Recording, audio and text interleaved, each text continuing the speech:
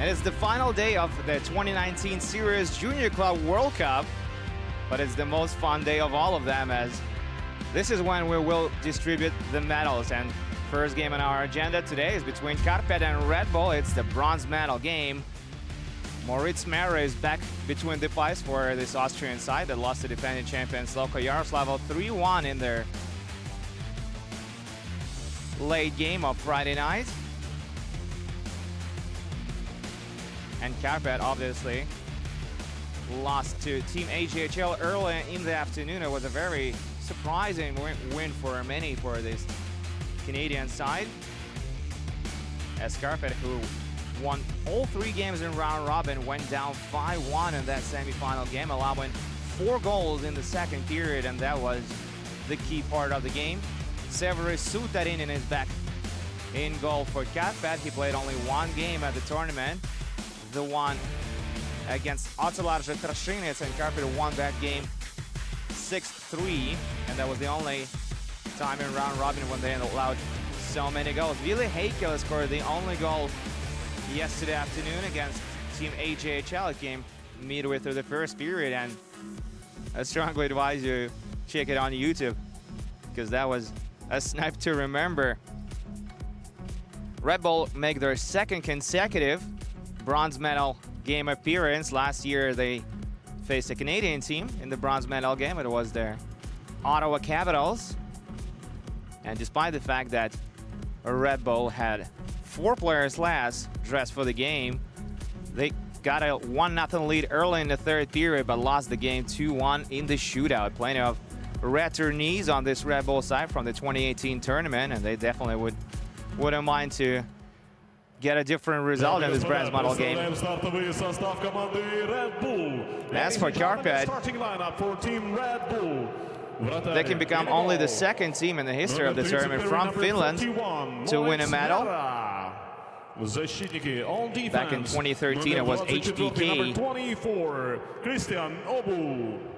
that won silver as they lost to Omsky Yastruby of Russia. Omsky Yastruby won their first Junior Club World Cup Championship title that year in their hometown of Omsk in Russia. Since then, the tournament has seen many places, and it's held in Sochi for the second consecutive year.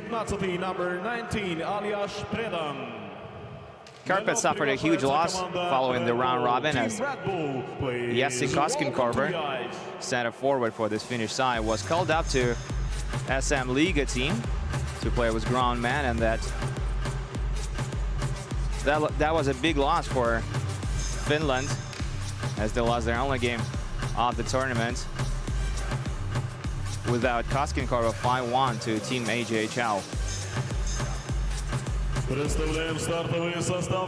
Plenty of changes in the lineup for Karpat coming into this game. Ruotsalainen was promoted to the second line. He's going to be joined there by center Attu Räty, who's making his second consecutive appearance at center, the 16-year-old brother of Aku Räty, the 18-year-old who was already selected at the NHL entry draft by the Arizona Coyotes. His younger brother is the center of the second line, wearing number 29, and joining the second line will be Zdenek Sedlak, who leads the tournament with 5 goals. Heikkilä was demoted to the third line. He's going to play with Jesse Moilanen and Myliaho, who was promoted to the third line. And there's only 3 players on the force 5-man unit for Karpat in this one. Antti Roikko, Hyväninen, and Hyry will be playing on the force line on Ville Mantumä's team, as we see Karpat making their way onto the ice. And let me quickly introduce you to our game officials. It's Roman Kalanudov, who was awarded top referee award last year in Junior Hockey League, and joining him on the ice will be Mikhail Cherit, representative of Switzerland, and your linesmen for this one are Alexander Tsarov and Yegor Zurepkin. My name is Andrea Sachenko. I will have the call for you here this afternoon and later on tonight in the gold medal game between Team AJHL and Loko.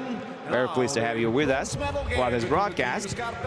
Once again, this is a bronze medal game between Karpat Oulu, Finland, and Red Bull Salzburg, Austria, at the 2019 Sirius Junior Club World Cup. 34-year-old Vili Mantuma is the head coach of Karpat, who are the reigning junior champions of Finland as of last season.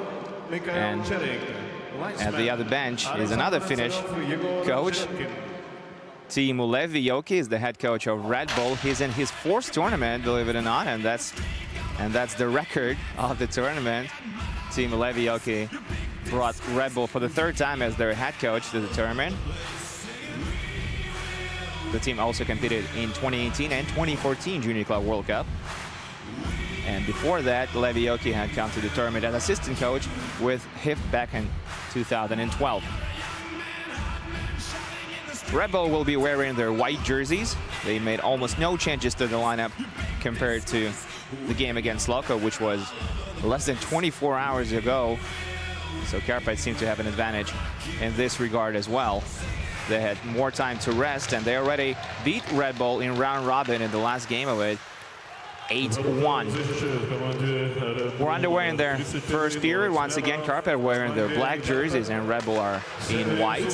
Tuukka TXL, who leads the tournament with 8 points, breaking into the zone, wearing number 10. Tuukka TXL still with possession. Now he gives it up, and Kalle Loppanen puts it back into the offensive territory, and Karpat will go on the forecheck. Christian Aubu, who was promoted to the first defensive pair in Red Bull, gives it to Pontus Englund, who leads Red Bull with 4 points. The Swedish defenseman who joined the team just this off-season, playing some great hockey at the tournament, and now he has a chance to win a medal. Newman playing it back to his defensive zone. Red Bull will commence their rush down the left wing. It's Tjernström who carries it in and takes a shot on the short side. Rebound, Rebernik tries to get it past Severus Suterinen and unable to do that, and we'll get our first stoppage of play here, and Red Bull will get an offensive zone face-off.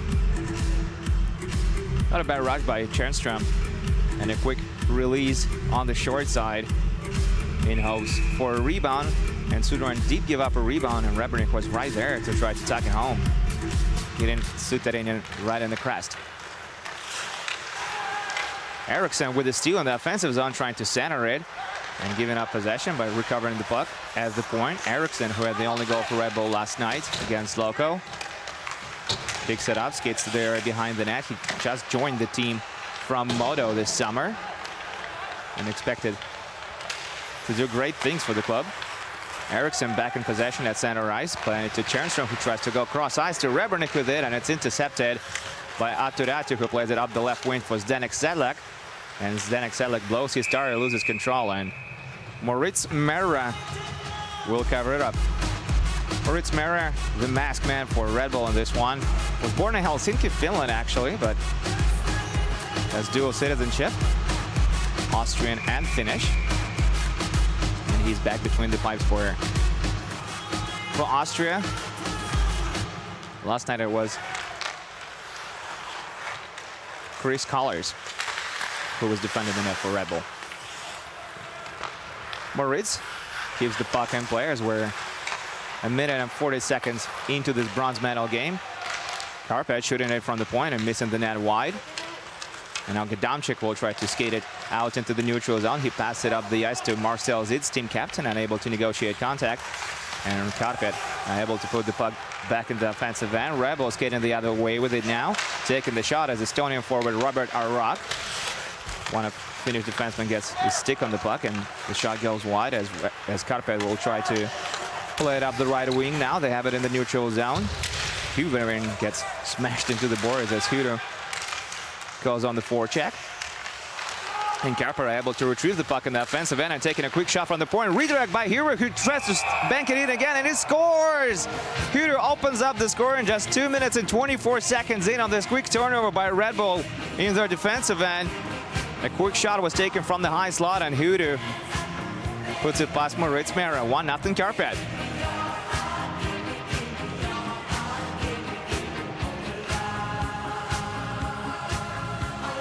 Arto Hudo, wearing number 7 at the tournament for Karpat, is an 18-year-old forward. Scored 14 goals and 24 points in 49 regular season games last year in Finnish Junior League, and that's his second goal of the tournament. And that's exactly what Karpat wants to establish here, a quick lead in the bronze medal game.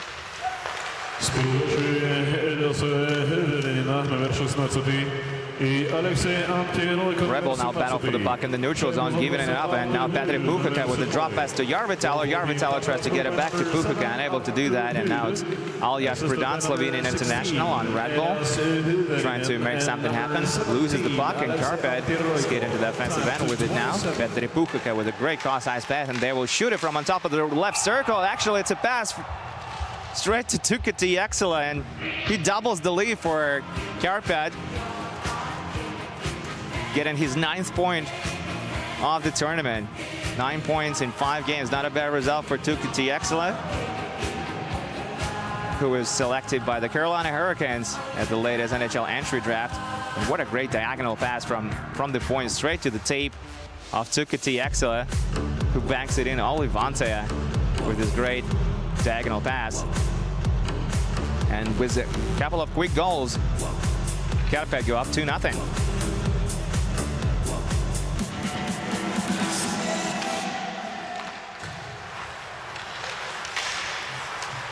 Just a handful of seconds separating the 2 goals by Arttu Härö and Tuukka Exela.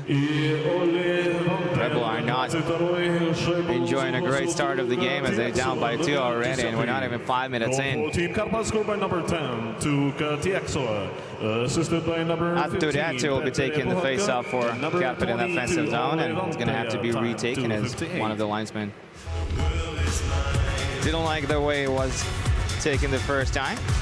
So Tjärnström will go up against Räty once again, and this time Tjärnström will come out on top. Pontus Englund playing the puck to Christian Åbo. Åbo elevates it and puts it right into the center ice. It's retrieved by Eriksson there. Eriksson has control of it at the right wing, playing it to the half wall to Tjärnström. Tjärnström looking for some space. Kernel away from his defenseman, tries to skate to the high slot, and Karpat able to put the puck in the neutral zone. And now Niskala going across the ice with it. Back to Sedlak, it goes in the neutral zone to the middle of the ice to Räty. Räty across the ice, and they will shoot it from on top of the left circle. Rebound, and they find it in the offensive territory again. Samu Koskenkorva dropping it for Arttu Räty. Räty with a nice move to get past his defenseman. Steals possession, playing it back to Passo. Passo shoots it from the high slot and it goes wide with a redirect. And Sami Koskenkorva picks it up in the corner. Myliaho battles for the puck on the forecheck, losing the battle. And now Newman skates it into the neutral zone and dumps it down the left wing. Passo plays it into the corner for Ville Heikkilä. Heikkilä through the middle of the ice, gives up possession, and Marcel Zitz turning and shooting, missing the net. The Red Bull captain was. Red Bull retrieves the puck in the offensive territory. Lobach playing it to Zitz. Zitz can get a shot away, but he still remains in possession, as both teams are battling for the puck right next to Karpat's bench, and Karpat are able to put it into the neutral zone. And skating right to it is Petri Puukkonen, putting it to the hash marks for no one there, and it was intercepted by Christian Åbo, who will play it up the right wing. Goes to the middle for Bastian Ekhl. Ekhl tries to dangle past his defenseman in the offensive territory and losing possession as we're approaching the 5-minute mark of the period. It's Karpat with a 2-0 lead, following goals by Arttu Härö and Tuukka Exela. Pontus Englund finds himself deep in the offensive territory, gives the puck to Team Harnish, who gives it up, and now Vantaa battles for it in the corner. He's pinned to the wall by Ekhl. But Karpat are able to get the puck to Kalle Lopanen, Maple Leafs prospect, who gives it to Hyvärinen, who takes the shot and misses the net wide. Antti Rokko has it now, plays it to the blue line, and Karpat give up possession in the offensive territory as Ekhl tries to shoot it into the offensive end. It's blocked, and now Tuukka Exela, who already has a goal on this one, gains speed in the neutral zone, goes across the ice with it to Ville Heikkilä, to Järvitalo, who drives to the net, and he's shoved up the puck by Filip Vereshka. Now Red Bull putting the puck down the right wing into the offensive territory for Suterinen to play it. It's picked up at the half wall by Exela, who plays it to the middle of the ice. Karpat with possession at the left wing, dropping it for Uosila. Uosila gave up the puck, but they find it back in the defensive territory. Vareshka with a great interception in center ice. And now Aljaž Pridan, Slovenian forward, sends the puck around the rim. As the battle for it behind Karpat's net now. It's been a while since we had our last stoppage of play, 3 minutes and 30 seconds to be exact. And Christian Ober will pick it up behind his own net now, trying to start off the rush. It's intercepted partly by Karpat, who managed to keep the puck in the offensive territory, but with no control of it. Now Red Bull playing it to Rebernik. Rebernik scored the only goal against Loko last night, puts it deeper into the offensive territory, and tries to retrieve it now as Zdenek Sedlak battles for it in the corner. The only import player on this Finnish side. Zdenek Sedlak is a native of Zlín, Czech Republic. Karpat put the puck into the offensive territory, trying to establish control of it. Rebernik now battles for it right next to Red Bull's bench. He's joined there by Arak. And Zdenek Sedlak picks up the puck again in the neutral zone. Nice move by Zdenek Sedlak, who goes just offside as he was dangling in the phone booth, as they say. Zdenek Sedlak leads the tournament with 5 goals in 4 games. It came as a bit of a surprise that Karpat lost to Team AJHL yesterday afternoon, 5-1. And it was largely due to great performance by Alberta in the second period. Canadians scored 4 unanswered goals in that period alone, delivering hard hits and basically converting on most of their scoring chances. 2 of the goals came in a power play. And despite all effort Karpat put in the third period trying to overcome their 3-goal deficit, they weren't able to do that, and with 5 minutes remaining on the clock, Karpat pulled their nap matter for the extra attacker, and that led to Max Gianguolano scoring his 2nd of the game and securing the win for Team AJHL. And most importantly, Team AJHL stayed out of the penalty box for the entirety of the third period. That was very smart of them. We're back in action, 7 minutes and 30 seconds in this bronze medal game, as Karpat lead 2-0 already. The beer Red Bull in round robin 8-1. Now the shot is taken on the short side, this time by Heikkilä, and Moritz Mera makes the stop. We're going to get our first penalty of the game. Is going to go against Red Bull, I believe. And high sticking is the call. So it just goes from bad to worse for Red Bull as Estonian forward, native of Tallinn, Robert Arak, gets a high sticking minor, and Karpat, who already have found some success on the ice this afternoon, will try to improve on it as they get their first power play opportunity of the game. Red Bull win the face-off in the defensive zone and are able to put the puck down the sheet of ice, killing off at least 15 seconds with that play. Karpat start up the rush through the middle. Zdenek Sedlak playing it to the left. They skate to the net, looking for a centering pass. Going cross ice with it instead. Now Puchika has it at the half wall at the right wing, playing it to the area behind the net for Zdenek Sedlak. Sedlak back to Puchika. Puchika to the high slot for Vanteja. Vanteja switches the play to the left wing, receives the puck back in the high slot. Vanteja to Puchika. One-timer, and a pad save is made by Moritz Mera as the puck stays in play. Puchika receives the puck again at the right wing, playing it to Vanteja. Vanteja across the ice to the left wing. And they will switch the play to Puchika. Puchika tries to put the puck in front of the net again, and it was intercepted, and now the battle for it in the corner. The puck stays in the offensive territory for Karpat. We're halfway through this power play for the Air Mines, and so far they've been passing the puck well around the perimeter. Puchika in the right face of circle, going cross size with it for a one-timer to Järvitalo, and he's unable to pull the trigger as Red Bull put the puck down the ice. There's only 50 seconds remaining on Karpat's first power play of the afternoon. Vanteja skates back to his defensive zone and picking up the puck, giving it to Reatu. Reatu gaining speed, flying through the neutral zone, and now they play it around the rim. Moilanen battles for it hard at the boards And Red Bull able to put the puck down the sheet of ice again. Suterinen comes all the way out of his net to play the puck. Now Räty again in the zone with a beautiful move, shooting it and missing the net wide. As there's now just 10 seconds remaining on the power play for Finland. But back in the offensive territory, Räty battling for the puck with Christian Obu. Obu is able to shield it from the opposition, and with that, Red Bull have killed off the penalty. They're back to playing full strength now as Obu tries to unstick it from the wall, and nice play to his teammate. It's Newman who carries the puck into the neutral zone. Newman gaining the zone, playing it to Arak. Arak shoots it, rebound, and Newman will pick it up behind the net, giving up possession. Hubert, and he plays it to the left wing.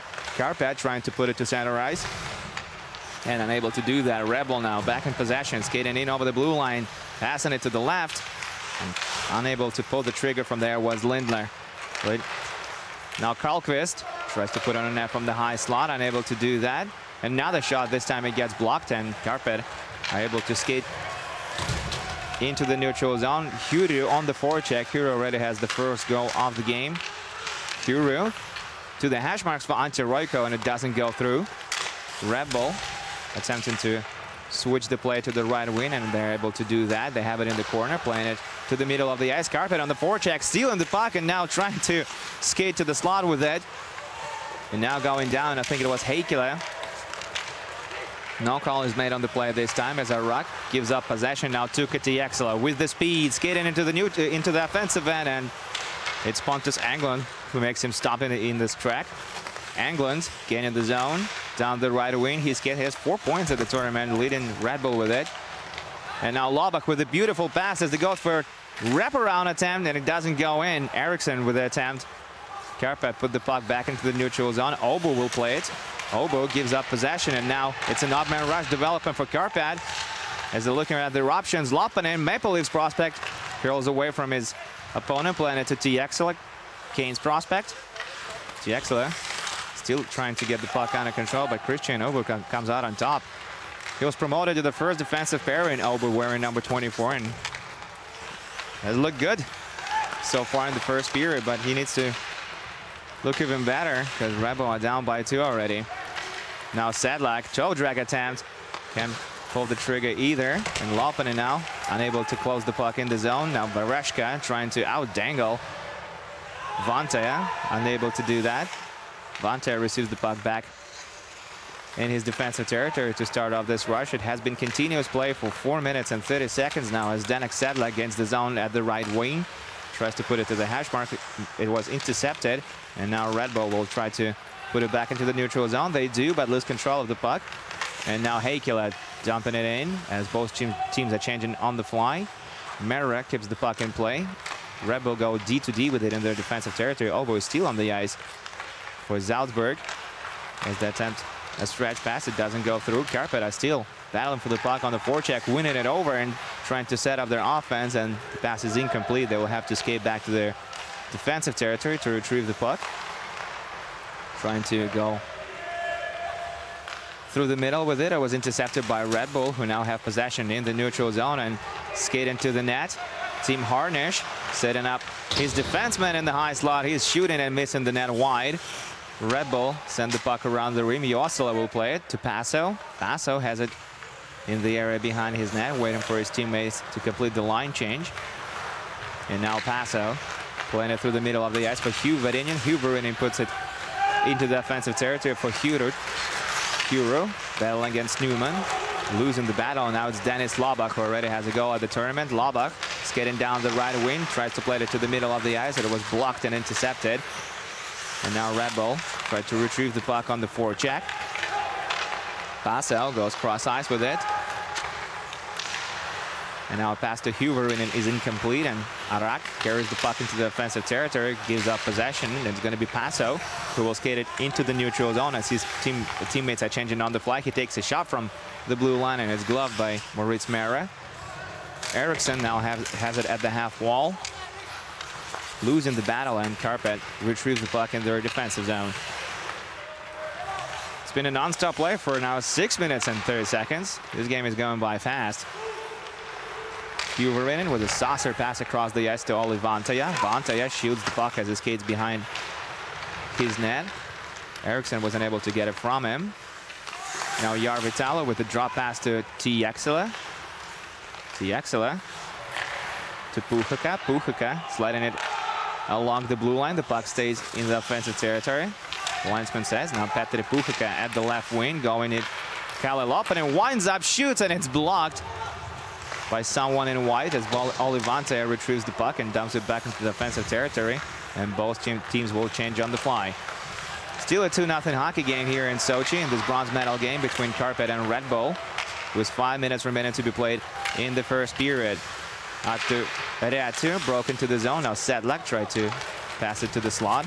It was partially blocked, and now it will be Vantaja who will put it back into the neutral zone. Now Sedlak gaining speed in the neutral zone, breaking in, taking the shot, and goes just wide. Sedlak tried to bank it in on the rebound and unable to take the shot, and now Red Bull going the other way with it. Bastian Eckel playing it around the rim, and there's no one there, so Karpat will be able to play it into the neutral zone. It's picked up by Vareshka, who plays it to his defenseman. Now Red Bull dumping the puck in. That was Tim Harnish. Paso plays it to the half wall to Moilanen. Moilanen puts it into the neutral zone. 8 minutes without a single stoppage of play, believe it or not. And now Karpat dumped the puck in straight at Maurice Mera, who puts it to the side of the net.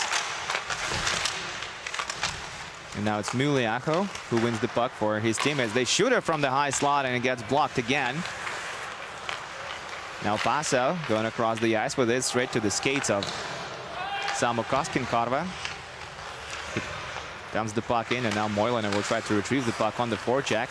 Red Bull with a lot of room in the defensive end, start up the rush, giving it to Marcel Zitz, team captain. Zitz puts it in the corner. Karva retrieve it there, and now Samu Koskenkorva to the left wing.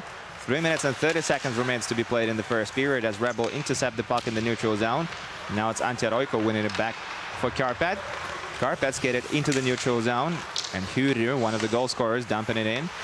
Mera plays it behind his net to Obu. Obu to Arak. Arak has now speed, and Huverinen with the scoring chance tries to beat Mera 5-hole, and it does!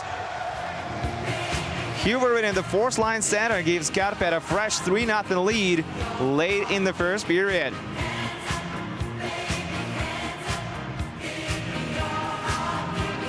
And that's the goal song, Hands Up, that we're hearing for Karpat. It has been their goal song for some time now, I'm told. At least it was their goal song past season in Finland. So that's a nice reminder for that Oulu team. And what's even nicer is that they get a 3-0 lead in this bronze medal game at the 2019 Sirius Junior Club World Cup. In the past 8 years, Finland has only one medal at the tournament. It was won by HPK back in 2013. A couple years ago, Jokerit had a chance to win bronze as well, but they lost the bronze medal game to Snezhny Barsi of Kazakhstan. So if Karpat will be able to win bronze this afternoon, it's going to be just the second medal for the nation at the tournament. Gadamchik shoots it from the point and goes wide of the net. Pontus Englund is able to keep the puck in the offensive territory, and he's still there battling for it. He skates into the corner, this giant Swedish defenseman, playing it around the rim. There's no one there except for Karpat players, and Vantaja retrieves the puck behind the goal line in his defensive territory, waiting for his teammates to get on the ice. And now through the middle of the ice, they attempt to pass to Ruotsalainen. Ruotsalainen can get a handle on it. It slides all the way down the ice and causes icing to be called against Karpat. Timo Levioki with his crossed arms on his chest, watching the game from the bench, and he can't be too happy with the way it's been going as we take another look at Huverinen beating Mera for the 3-0 lead. So far, it's been all Karpat creating chances, scoring goals, but perhaps now Red Bull can get a goal back, and they do. It's Eckel who uses confusion in the slot to his advantage and scores his first of the tournament. With 2 minutes and 7 seconds remaining to be played in the first period, it's Red Bull who get a goal back to make it a 3-1 hockey game. Karpat won the face-off in the defensive territory, but then confusion followed, and Ekkel kept a cool head and beat Suterinen just under the blocker arm. And with that, we have a 3-1 hockey game. Karpat with another win at the face-off. Svante curls back and goes across the ice with it. Third line is out there for Karpat. And Robert Arak taking the shot from mid-range, and it's gloved by Suterinen. And we'll get another stoppage of play. This face-off is going to take place in Karpat's territory. Goal for Team Red Bull, scored by number 6 Bastian Ekkel, assisted by number 34 Elias Lindner, and number 21 Team Harnisch. Lindner and Harnisch draw the assist on Ekkel's marker. All three of them play on Red Bull's fourth line. So at least it's Red Bull's bottom 6 guys who get things done. But certainly Team Olevioki expects bigger things out of his top 6 forwards. Paul Huber, Filip Vereshka, Alias Pridan. Still looking to accomplish something in this bronze medal game.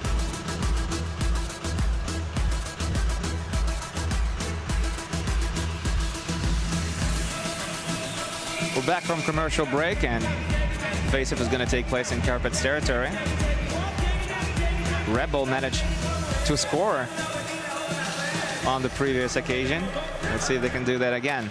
Karpat win the face-off again, this time playing it safely to the area behind the net, but Red Bull find the puck there and almost taking the shot from the slot following that. Eriksson curling away from Passo, playing it to Tjernström. Tjernström takes a quick shot off the half wall. It doesn't go through as it hits Passo in the skate, and now Passo will battle with Eriksson forward. Eriksson shields the puck from Passo. Eriksson with a nice curl to get loose. Eriksson still with the puck in his handle, losing possession on it now and retrieving it seconds after. Eriksson puts it to the half wall for Newman. Newman with a nice move, looking for a cross-ice pass now. Tjernström taking the shot and hits somebody in front. Now Moilanen has it in the corner. Moilanen passes it to Koskenkorva. Koskenkorva further into the neutral zone. And Karpat will change on the fly as we're entering the final minute of play in the first period. Obu attempts to dangle and skates it into the neutral zone, playing it to his teammates. For Paul Huber, Red Bull have really picked up the pace in the past few shifts, and now Paul Huber battles for it hard, trying to get it under control. Playing it to Vereshka. Vereshka across the ice for Christian Obu, who will shoot it and miss the net with a hard clapper from the point. Vereshka battles for the puck and plays it to his teammate. Karpat able to get it under control and almost skate it into the neutral zone. And now Huvarinen, one of the goal scorers for Karpat, plays it back to Vantaja. 10 seconds remains on the clock. Karpat gets some fresh men out there, and we'll start this one final push in the period. Unable to gain the zone, and offside is going to be called on the play. There's just a couple of seconds remaining to be played in the first period. Karpat still lead 3-1, but Red Bull have shown life late in the period and possibly making a case for themselves to come back in this one, because we still have at least 40 minutes of hockey to be played here in Sochi. This is the bronze medal game of the 2019 Sirius Junior Club World Cup.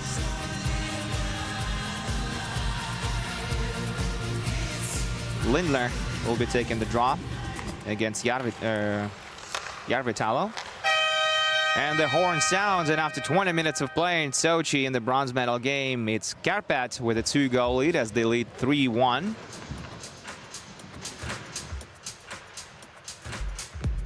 Arttu Hyry scored the game's first goal at 2 minutes and 27 seconds, and shortly after that, just 31 seconds later, was Tuukka Tiaksala scoring his 9th point at the tournament. improving the lead to 2-0. And then it was Elias Huvenin improving the lead to 3-0 late in the period. And the only goal for Red Bull was scored by Bastian Eckel as Team Harnish, and Elias Lindler picked up assist on the play. Still 40 minutes of play ahead of us in this bronze medal game, and with Red Bull showing live, we sure hope it's going to be exciting. Action in the following 2 periods, perhaps even more. We'll be back in about 17 minutes. Don't wander off. Go get a snack, go grab a coffee, and I expect to see you back in 17.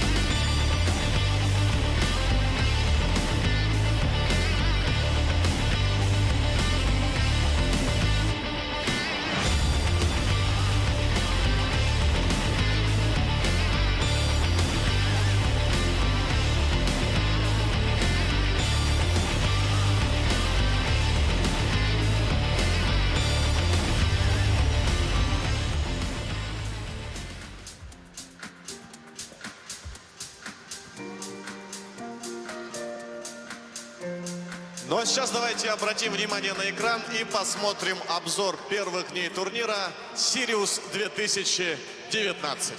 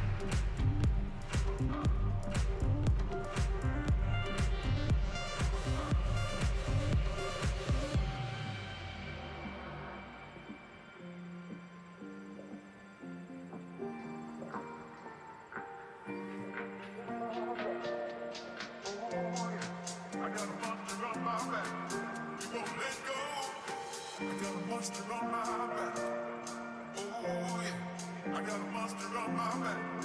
We won't let go.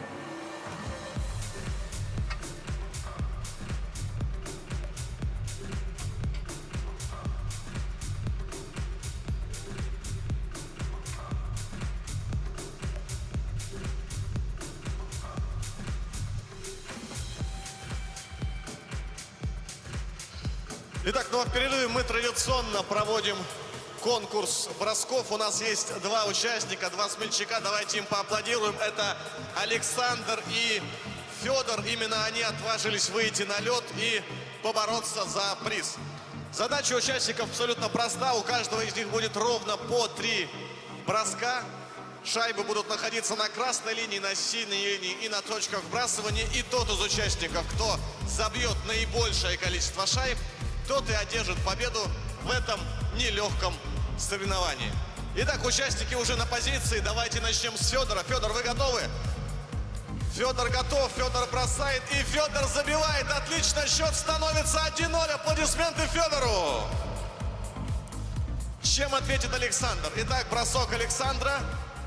Технично, но, к сожалению, не точно. Счет остается 1-0 в пользу Федора. Второй бросок Федора. И в этот раз мимо. Чем ответит Александр? Бросок Александра тоже проходит не точно. Впереди Федор, еще по одному броску, еще ничего не ясно. Интрига живет. И прямо сейчас все решится. Итак, бросок Федора. 3, 2, 1, поехали. 2-0. Спасибо Федору, спасибо Лео. И счет становится 2-1. Оба участника забросили. Но победу одерживает Федор. Давайте поаплодируем Федору. Отдельные аплодисменты Александру. Спасибо за участие. Это было интересное соревнование. Вы большие молодцы, что не испугались, что вышли на лед и поучаствовали в этом состязании. Ну и давайте отдельно поприветствуем того, без кого не обходится ни один матч.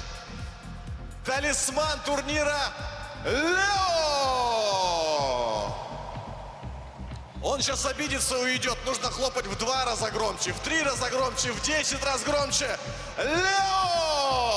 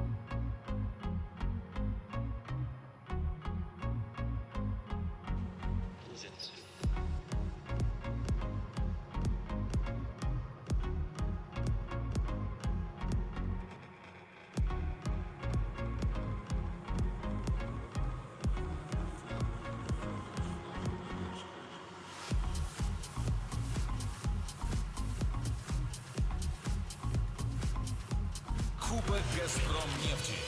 Международный детский хоккейный турнир возрастной категории не старше 11 лет. Апрель 2020 года. Сочи. Дворец спорта «Большой» и ледовый дворец «Айсберг». Это не просто игра.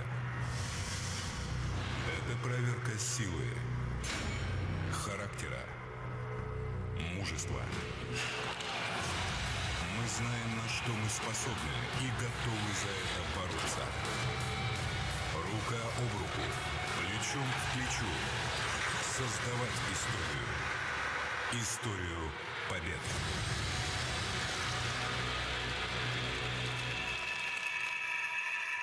Кубок «Газпром» нефти. Международный детский хоккейный турнир. Welcome back to Sochi, where we're getting ready for the second period of action between Karpat and Red Bull. This is the bronze medal game of the 2019 Sirius Junior Club World Cup, and after 20 minutes of play, it's the Finnish side who have the 3-1 lead. 2 minutes and 27 seconds into the game, it was Arttu Hydy scoring the first goal. Aleksi Antiroiko and LS Hyverinen picked up assist on the play, and then it was Tukka Tiaksala, leading scorer of the tournament, improving the lead to 2-0. They're just 31 seconds later.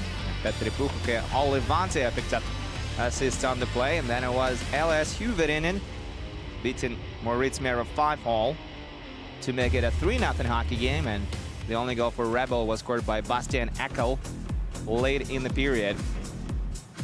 And that's why we have a 3-1 hockey game. Red Bull looked like a better side in the first period, out shooting Red Bull 11-7.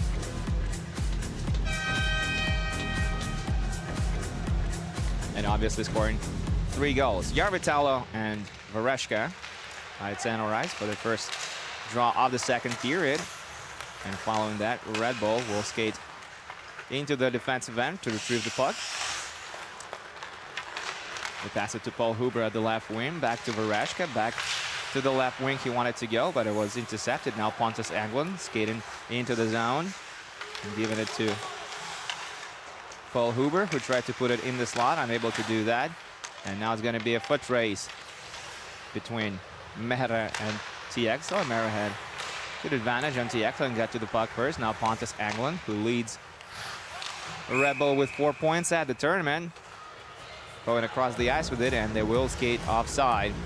So 40 seconds into their second period, Teemu Labioki's side is still down by 2 goals. This is the bronze medal game. Gold medal game will take place earlier tonight, or later on tonight at 7 o'clock. That's when the puck drops for the gold medal game between Team AJHL from Canada and Loko Yaroslavl, defending champions of the tournament. And Loko are obviously a Russian team. Karpat give the puck to Reatu. Reatu tries to get it to Ruotsalainen, unable to do that, and now Red Bull will go the other way with it as they put the puck into the neutral zone, and attempting a nice move was Chernstrom. Beating his defenseman, retrieving the puck at the half wall, trying to get it around the rim to Eriksson. Eriksson gets to it. Eriksson puts it deeper into offensive territory for Rebernik. And now Red Bull with a wraparound attack that's incomplete due to a great defensive play by Karpat, who dumped the puck in. Now it was Ruotsalainen who was shooting it from the left wing. Now Gadamchik. Gadamchik keeping his head up, passing it to Zitz, who can get it out of control. And now Mera will play it back to Gadamchik. Gadamchik to the far corner. And Moilanen will battle for the puck in the offensive territory for Karpat. Now Paso has it at the other end of the ice. He's pursued by Marcel Zitz. He passed it to Koskenkorva, who passed it to the right wing. And now Heikkilä tries to regain possession as he battles with Robert Arak, Estonian forward. Karpat will have the puck down in the defensive territory, but it's Dennis Labak who almost steals it. Now Hydy gives up possession at the blue line, and they pass it into the corner for Robert Arak. Arak off the wall, back to the point. They will shoot it from there in hopes for a redirect. None is there. And now Karpat able to shoot the puck down the ice again for Mara to play it. Mara stops it. Pontus Anglin, I believe, who puts it up the right wing for Team Harnish. Harnish gains the zone but loses the puck. And now it's Lindler who tries to feed Garnish at the far post, unable to do that. And Karpat is still battling for the puck in the defensive territory. Now Huberinen gets out of control. Plays it to the middle of the ice for Hudu, who will shoot it and missing the net wide, but Huberinen picks up the puck behind the net, playing it back to the point. Across the ice to Vantaja. Vantaja winds up at the left face of circle, shoots it and goes wide again. Lopinen keeps the puck in the offensive territory. Vantaja called for the puck. Getting the announcement that it's Christopher Collars who is in the net for Red Bull starting for this period, but it's only Vantaja who one time is it fast with a hard clapper from the right wing. And that gives Karpat a 4-1 lead. Only Vantaja, one of the best defensemen on this Finnish side, received the cross-ice pass from Tukati Exela, who gets another point at the tournament. And Karpat reestablished a 3-goal lead. Tiexla came into this game with 8 points in 4 games, and he already has 2 in this one. That gives him 10 points in 5 games. That's 2 per game. If you have any questions why this young man was selected by the Carolina Hurricanes earlier this summer at the NHL entry draft, he just gave you plenty of reasons, didn't he? Red Bull giving the puck to Vereshka, who shoots it, and it's blocked, and we get a stoppage play. Not so sure what's it about. Looks like it's holding the stick that is the call, or actually the high stick in. And it's called against Tukati Exela. And Red Bull will get their first power play opportunity of the game early in the second period, following the goal by Olli Vantaja, who improved their lead for the Airmines to 4-1. Red Bull with a win on the offensive face-up. Pontus Anglin playing it to Bredan. Bredan tries to get it to Huber, unable to do that, but the puck is still in the offensive territory for Red Bull as Newman picks it up at the half wall, plays it to Huber. Huber tries to get it to Vereshka. And now Pontus Anglin, who will shoot it from the high slot, and what a shot that is by Pontus Anglin. An absolute snipe by Suterinen. And Red Bull converting the power play. Really into it too. We're back to having a 2-goal game.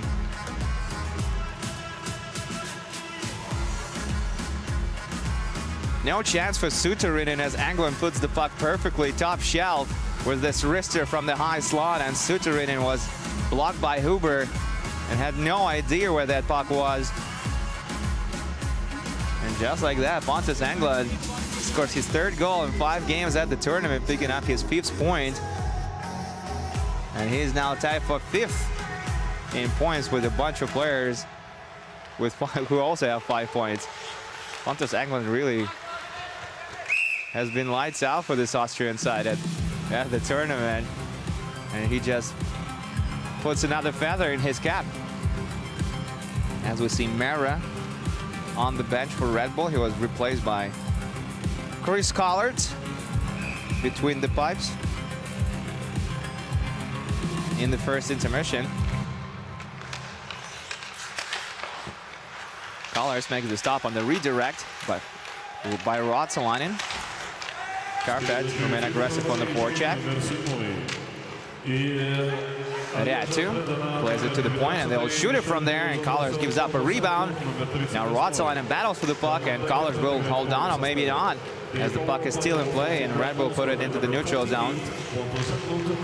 We're just 4 minutes and 10 seconds into the second period. We've already seen 2 goals in this bronze medal game, and now Zdenek Selak goes down, and he's slow to get up following the play. And now he'll skate to the bench. Also very slowly, something unpleasant happened to the Czech import on this Finnish side, as Karpat is still trying to retrieve the puck on the forecheck. Muliaho against Gadamchik. Gadamchik curling away from him, putting the puck to the half wall, and now it's in the neutral zone.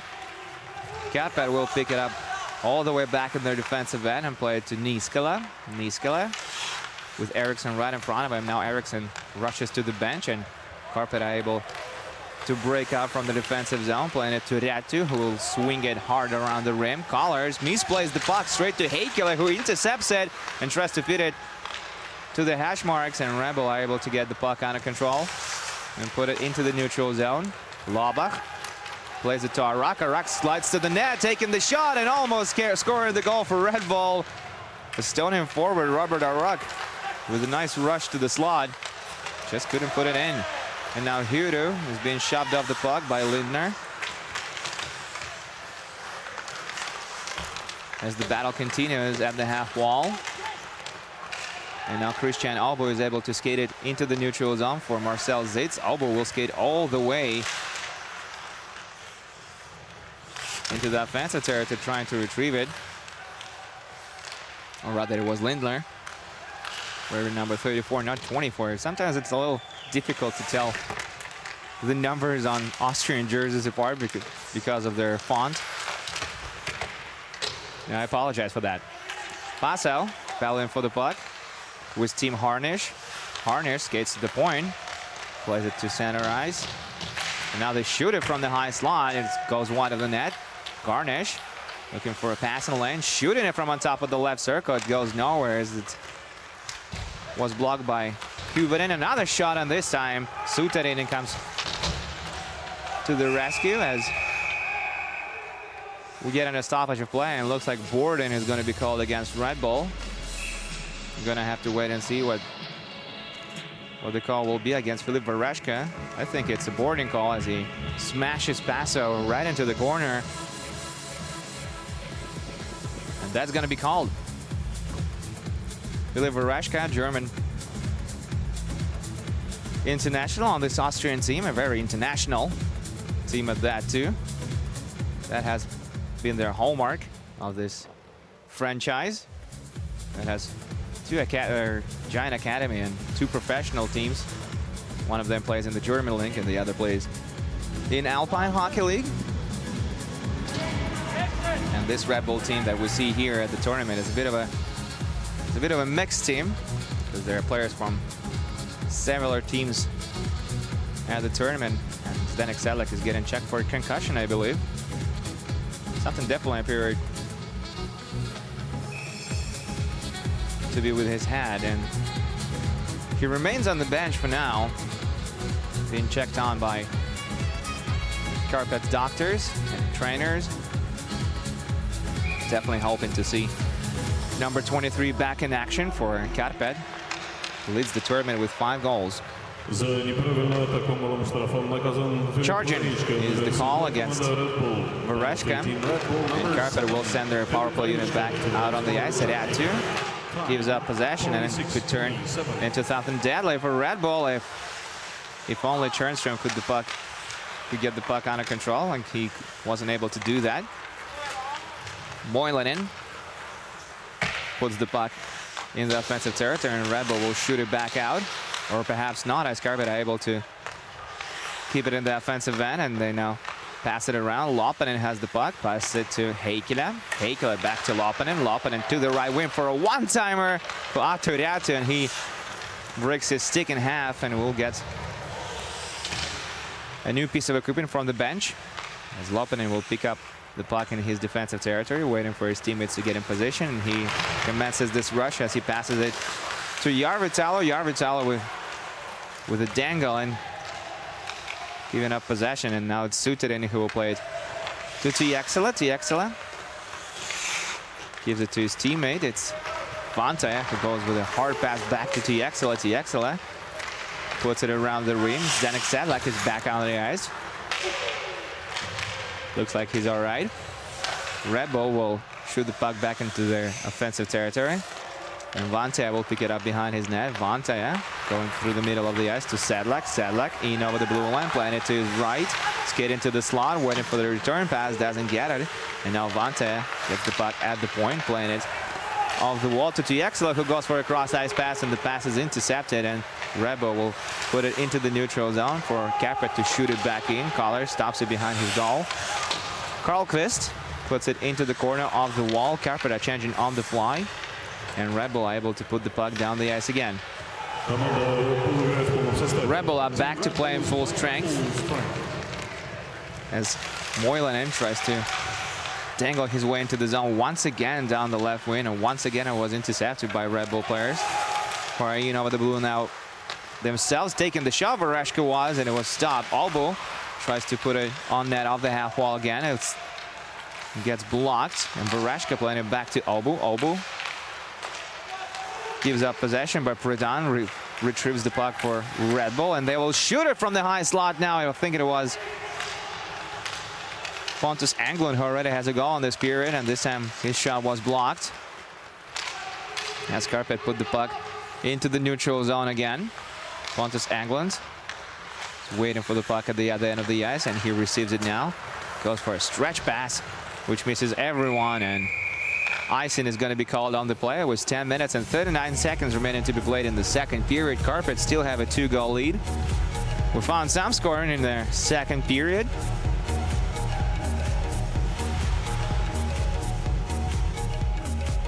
Olivantia improved the lead for Karpat to 4-1, 3 minutes and 9 seconds into the frame. And just a few seconds later, following Tuukka TXL's high-stick in minor, it was Pontus Englund who got a goal back for Red Bull.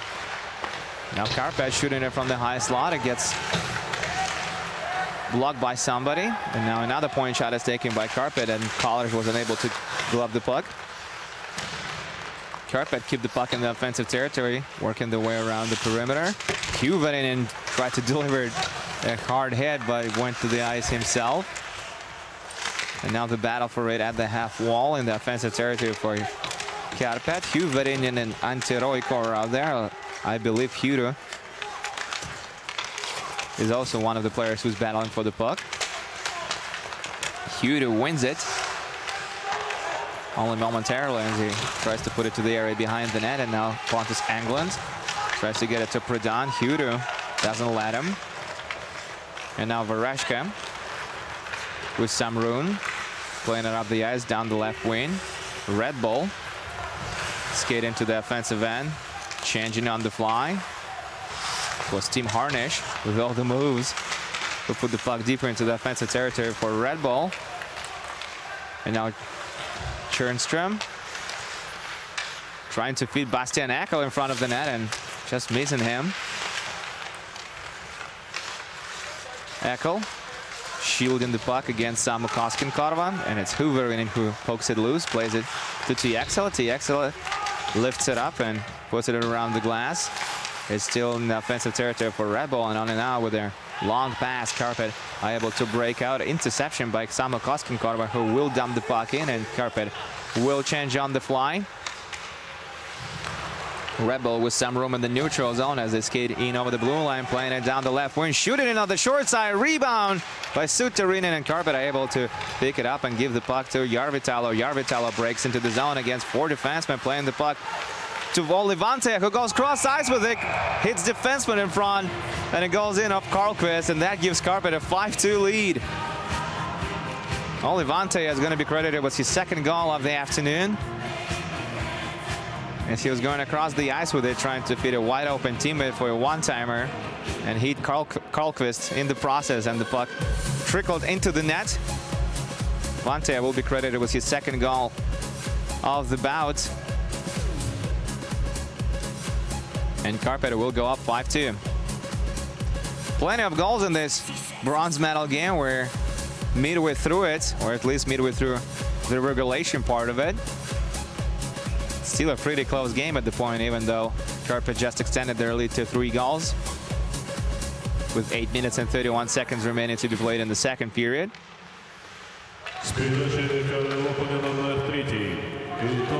Quick reminder, if you didn't follow round robin action, the two teams have already faced each other in the last game of round robin, and Karpat won that game 8-1.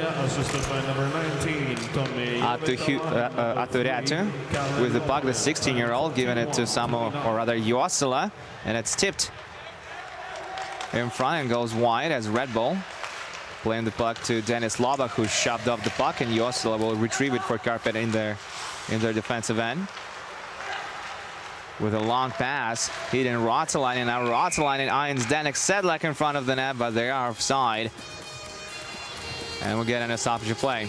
Danek Sedlak almost getting the puck and scoring his 6th of the tournament. Red Bull made the semifinal round as the second best team in Pool B. It was a very interesting scenario in round robin there because Karpat won all 3 games and finished on top of Pool B with 9 points, and 3 other teams, Ottolarze, Trashinets, Red Bull, and Team NHL, that represented the United States of America at the tournament, were tied with 3 points apiece, and it was the goal differential in the games between Red Bull, Trashinets, and Team NHL that came into play. And Red Bull won on goal differential because they had a +4 goal differential following the win, +5 goal differential following the win over Ottolarze in the first game of round robin. Red Bull won that game 6-1. It's still their only win at the tournament. They have 1 win and 3 losses, and Karpat have exactly opposite, 3 wins and 1 loss. We're back in action with 7 minutes and 40 seconds remaining in the second period. Samo Koskinkarva playing it to the left wing. Now Paso off the wall, trying to get it to Koskinkarva. It goes to Muliaho instead. And now Red Bull playing it to the point. Newman will shoot it, and Suterinen makes it look easy as he extends his arm and catches it with his glove. So as I already mentioned, Red Bull made the semifinal round only due to a better goal differential. And they were expected to lose to Loco last night by a blowout, but after Loco went up 3-0 in the first period, they were unable to beat Chris Collars in the following 2, and Red Bull got to go back. But that was it. That was as close as they could get, and they lost the game 3-1. Godamchik plays it up the left wing, and now Eckel picks it up at the blue line, shooting it from the neutral zone. Easy job for Suterinen. Karpat shooting it into the offensive zone. Collars comes out to play the puck, but it's going to be Antti Roiku who will find him there. Roiku is shoved off the puck by Obu. Quick shot off the half wall by Karpat. It gets blocked, and now Paul Huber will play it to the right wing. Red Bull putting the puck in the offensive territory. Rebernik was, but losing possession. Now goes the other way. It's Petteri Puukkola with the puck on his handle. Hits the goalpost. It's still loose, and Eriksson now battles for it as Karpat are trying to send it home. They pass it to the high slot, shooting it from there, and they score! It's 6-2 Karpat now as Petteri Puukkola fires it home from the high slot.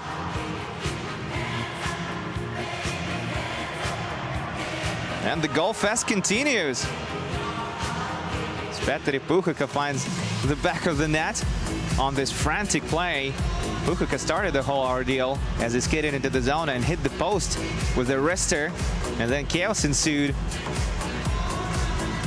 as several Karpat players tried to bank it home on the rebound, and finally Puukkola received the puck back in the high slot, aimed, shoot, and it just perfect execution as goes past Chris Collars and gives Karpat a 6-2 lead.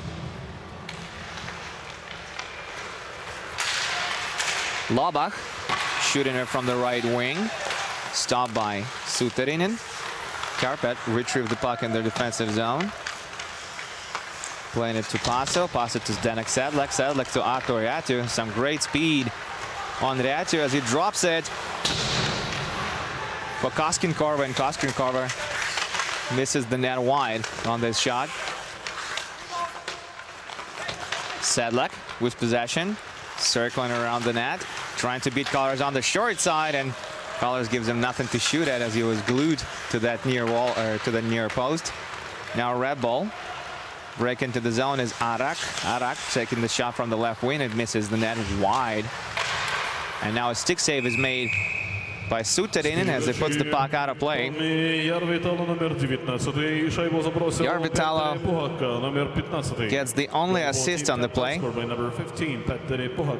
Assisted by number 19, Tommy And Jarvitalo. Puchaka adds a goal to his early assist. While Jarvitalo enjoys his second assist of the game. And Karpat have a commanding 4-0 lead. Moilanen and Vareshka at the face-off. The teams have been pretty even in that regard. Pontus Aglon attempting a shot from the right face-of circle, and he goes for it. It goes wide of the net as well. As the battle at the half wall at the left wing. Now Paul Huber tries to get it to Vareshka, and he does. Vareshka sets up Pontus Aglon, who will shoot it from the high slot, and it's fiercely blocked by Ville Heikkilä as the puck goes out of play again. Taking another look at Puchaka, first hitting the goal post, and then it was Jarvitalo who tried to bank it in, or rather his teammate. Now Jarvitalo with a beautiful backhand pass straight to the slot, and Puchaka snipes it past Collars on the stick side. Puck goes upstairs and further extends Karpat's lead in this game.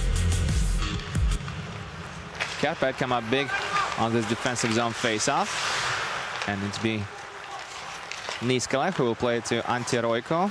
Roiko plays it to the middle of the ice and taking a shot from there, missing the net. Was his teammate. Point shot by Koskenkorva. It's deflected in front of the net and almost went in. Hyvärinen, or rather Niskala, battling for the puck.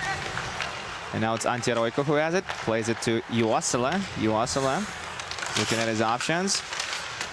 Skating back to the point with it. Still in possession, going across the ice with it. Nice move, and a couple of them in a row, actually. As one of the Karpat players tried to escape past the opposition, and able to do that. And now Puchaka on the forecheck, bailing hard for it and forcing Red Bull dump the puck down the ice. And icing is going to be called against Austria with 4 minutes and 4 seconds remaining to be played in the game. Or excuse me, in the second period, obviously. Karlqvist already scored in this game, but unfortunately for him, it was a goal in his own net. And that's how Olivante got his second goal of the afternoon. Remember, there are no own goals in hockey. And since Olivante was the last player on their attacking team to touch the puck, he gets credited with a goal. Koskenkorva puts the puck on net, or at least tries to from the point. It gets blocked. Paso tries to keep it in the offensive territory, but if any of Karpat players will touch up the puck, it's going to be called offside, so they don't. And now Red Bull dump the puck in down the right wing. It's going to be picked up by Koskenkorva. Koskenkorva dropping it for his teammate. It's Paso. Paso attempts a long pass down the left wing, and he's successful at that. Cross-ice pass attempt and a shot taken, and Collars makes the stop. Karpat coming really close to further improving their huge lead in this game. And now they're carrying the puck into their neutral zone. That was Ruotsalainen who plays it to Zdenek Sedlak. Sedlak to Jarvitalo. Now Ruotsalainen getting it back under control, putting it to the point. And they will shoot it from there. I think it was Kalle Loppanen taking the shot. The puck stays in play following that blocker save by Chris Collars. And now skating to the end of the ice for it to retrieve it for Karpat was Loppanen and Heikkilä, but icing is called against Red Bull. And Austrian team won't be able to make a line change. Karpat are able to do that, of course. Let's get another look at Ratu's effort to tap it home on the far post, but Chris Collars came up big for his team. Made a nice pass. Loppanen fires it hard from the point, and it's straight at Collars, who will hold on, causing another stoppage of play. Just under 3 minutes remains now to be played in the second period.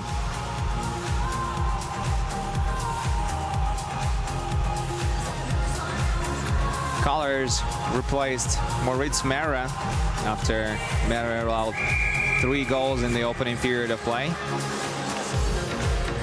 Not much has changed in the second period, as Karpat also winning it 3-1 against Red Bull and firing it again from the high slot. This time it gets blocked, and Muliako will battle for it. Arak puts it to the hash marks of his defensive zone, and now Dennis Labak getting the speed in the neutral zone, gives up possession, and Koskenkorva with the backhand pass to the half wall. Muliako spinning away and putting the puck on two open ice for Jesse Moilanen to pick it up and start this rush. Karpat dumped the puck in. It stays in play. Christian Albo up against 2 forecheckers is able to play it safely to his teammates. And now Vantaja tries to put it up the left wing, but it goes towards the other end of the ice, and we'll get another stoppage of play with just 2 minutes remaining on the clock.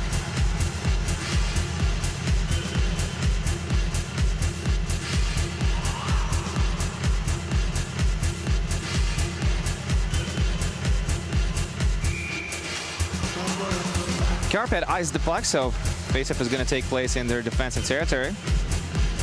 And Huvarinen will go up against Filip Vareshka. Huvarinen wins the faceoff, and now Paso will try to commence the offensive rush, but it's Red Bull who win the battle for the puck and skating it to the slot, losing it there. Now it's Predan joining there by Vareshka behind the net. Now Paul Huber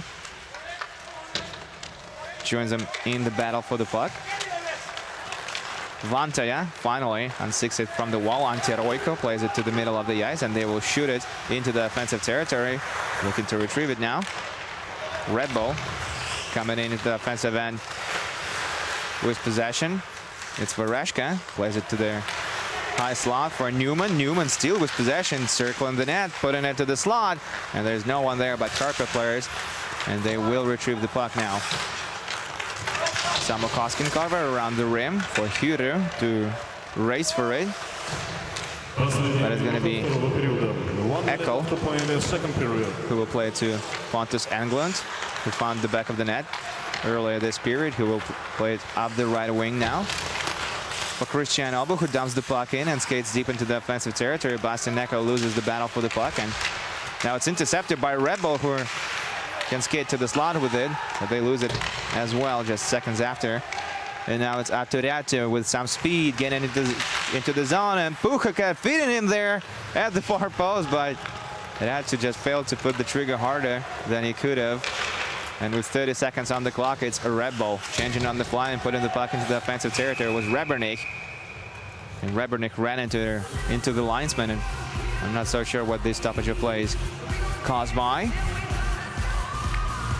But looks like only Vantaja is getting the gate on the plane.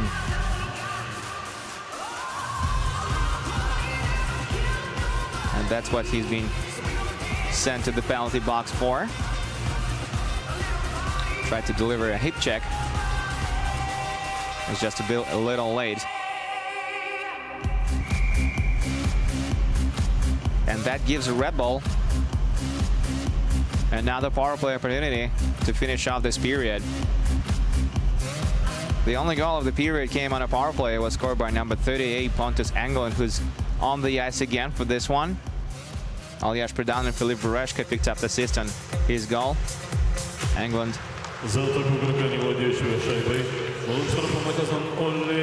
is waiting for the puck to be delivered to him in the high slot.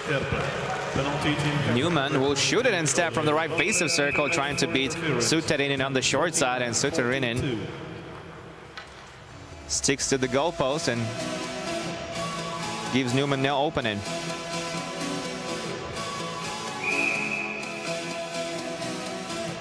Chenstrom will take the face-off for Red Bull, and Moilanen will be across the ice for him. Pontus Englund shooting the puck right over the one face-off and missing the net wide.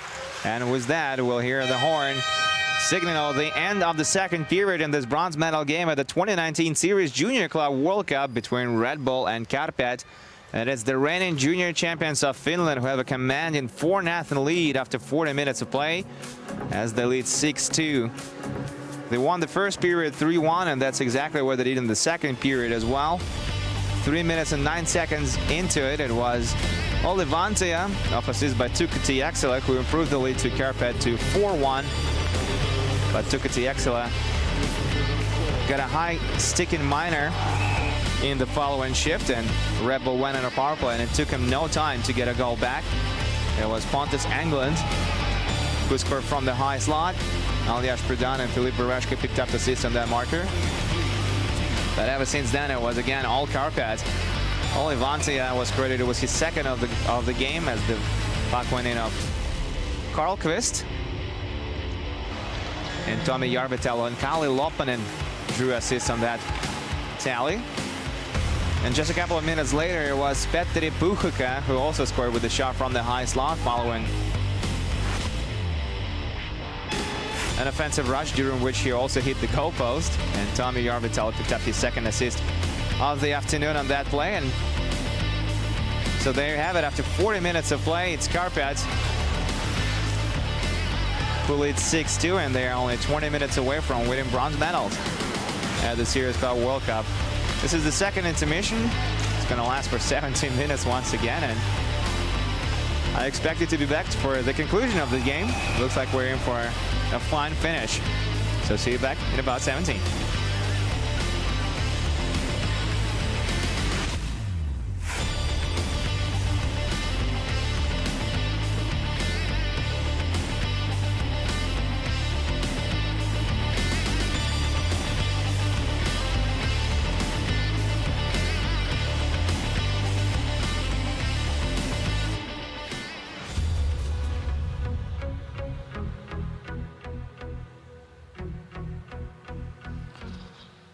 Ну а 26 августа участники Кубка мира приняли участие в акции МХЛ «Детям». Нападающие Лока, Николай Коваленко и Владислав Рыбаков посетили Адлерский реабилитационный центр для детей и подростков с ограниченными возможностями. Давайте обратим внимание на экран и посмотрим, как это было.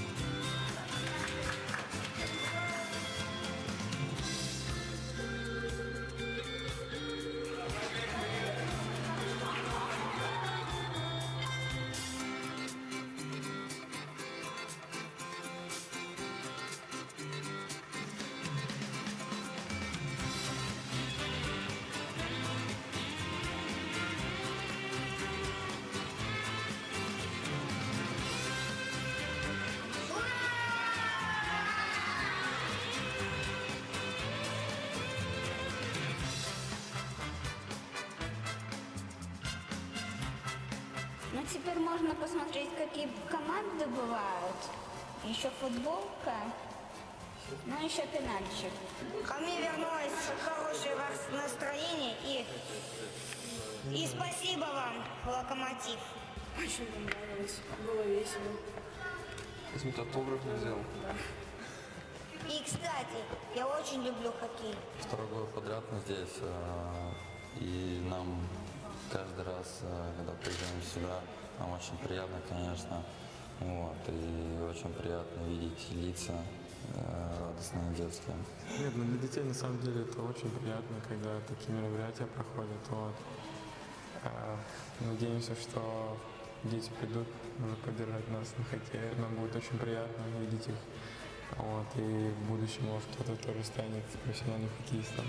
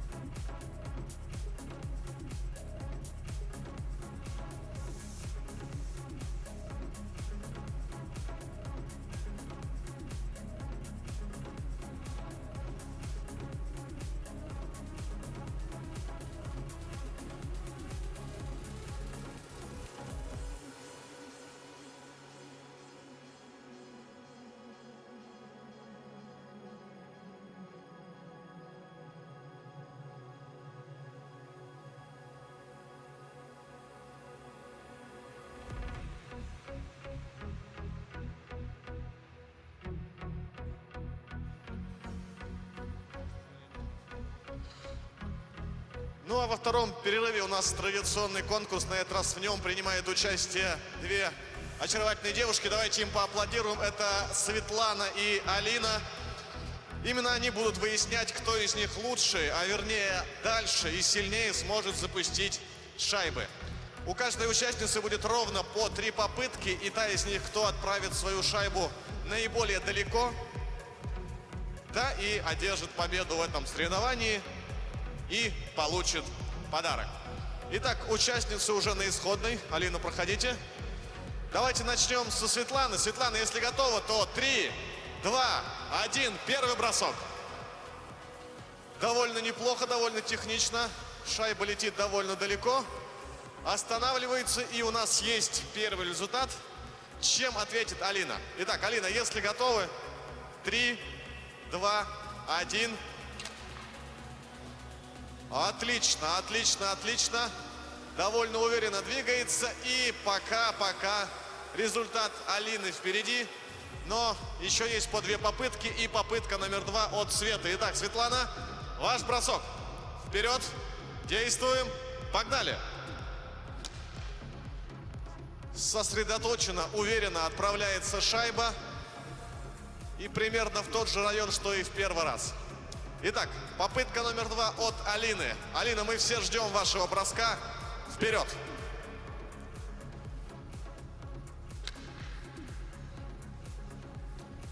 Будем считать это форой для Светланы. Итак, Светлана, решающий, третий. От этого все зависит. 3, 2, 1. Поехали! Итак. Что же у нас будет? Отлично. И пока на данный момент Света лидер этого соревнования, но у Алины есть бросок в запасе. Алина, сосредоточились, собрались и как следует бросили. Давайте поддержим участниц. Итак, Алина, все зависит от вас, все в ваших руках. Бросаем. Так, мне это не считается.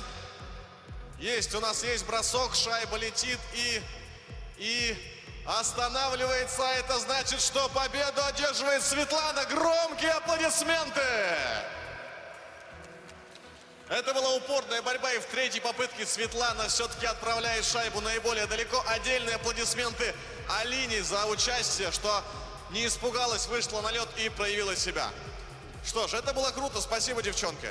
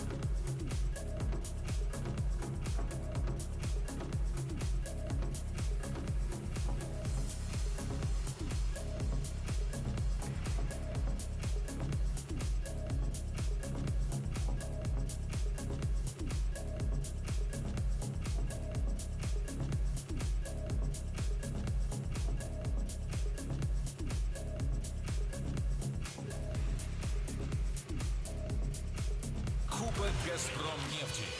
Международный детский хоккейный турнир возрастной категории не старше 11 лет.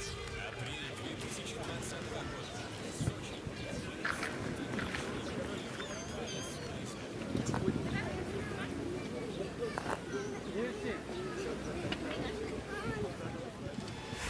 Welcome back to Sochi, where everything is, or almost everything is ready for the third period of action between Karpat and Red Bull. This is the bronze medal game of the 2019 Sirius Junior Club World Cup, and after 40 minutes of play, it's Karpat who have a commanding 4-goal lead as they're up 6-2, winning both periods by the same margin, 3-1.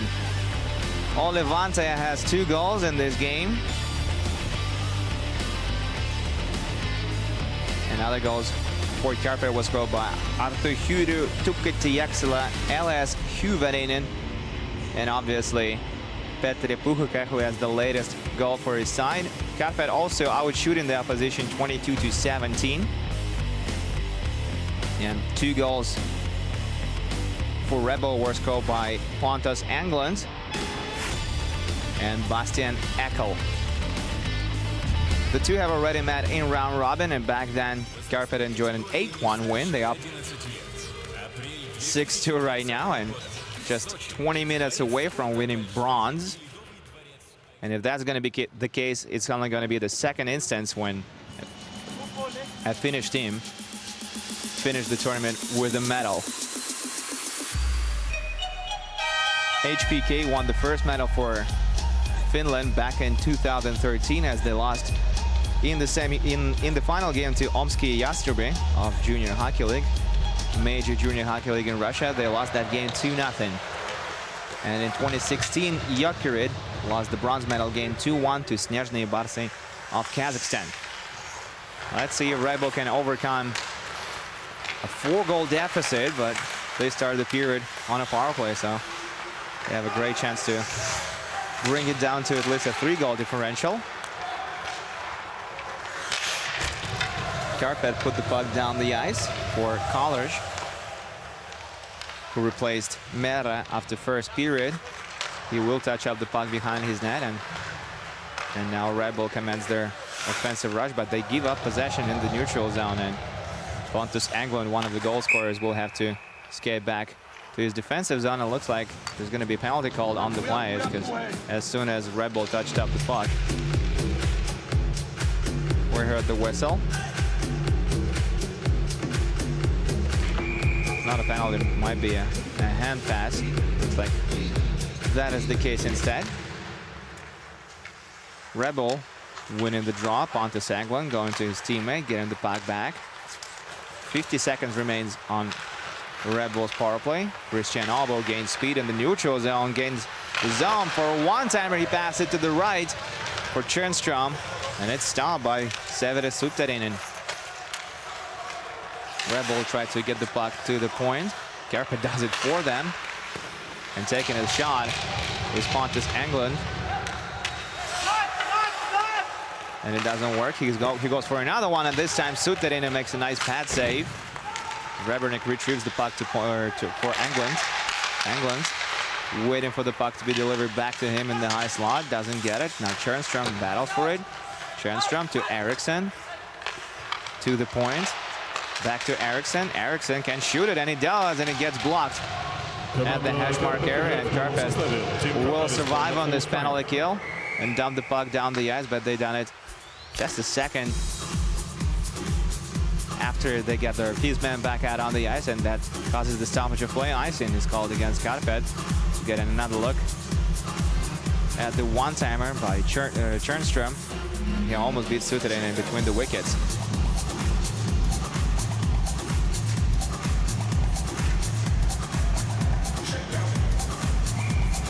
Järvitalo will be taking the draw for Karpat, and across the ice from him is Robert Arak.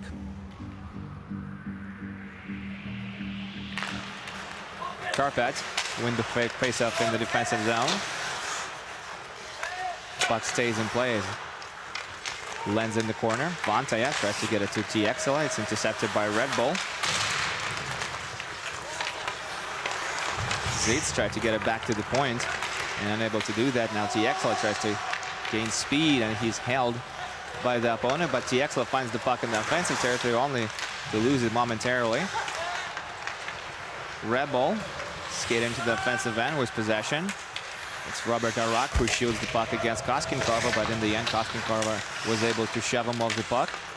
Red Bull in possession behind the net and giving it up. As TXL tries to go across the ice with it. It's intercepted and shot is taken by Tjernström, or rather Lindner. But Suterinen makes a nice save and keeps the 4-goal differential very much alive.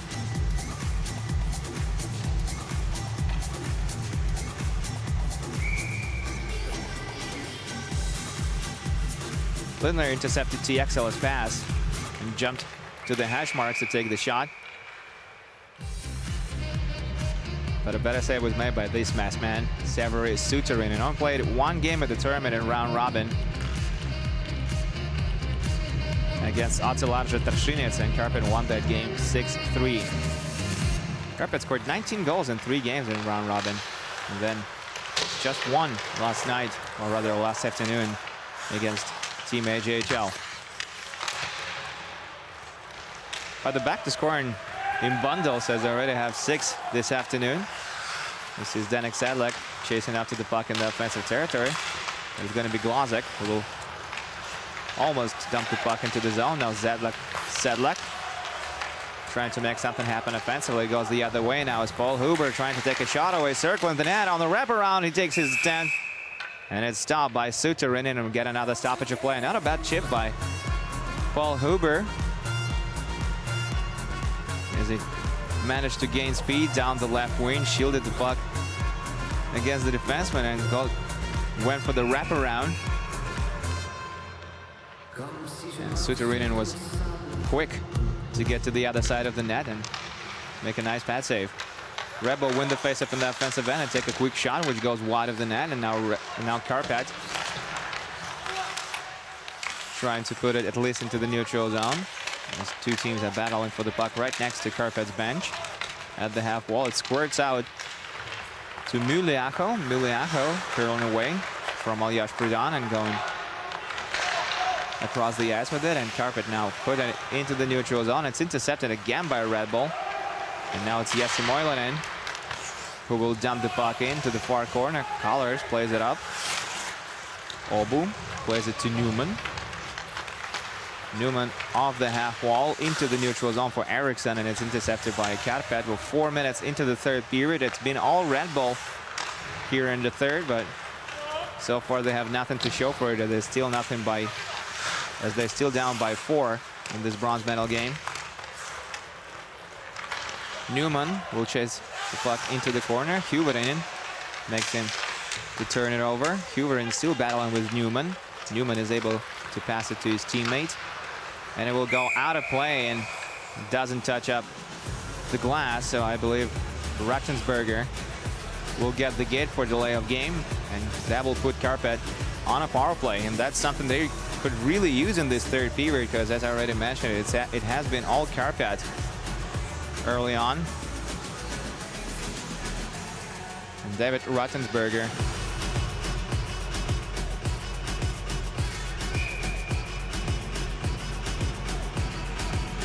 gives Karpat a rep gift with this power play opportunity.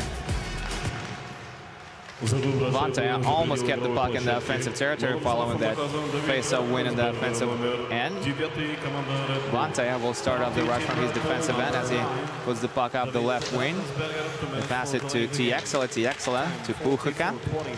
Puchika to Vanteja.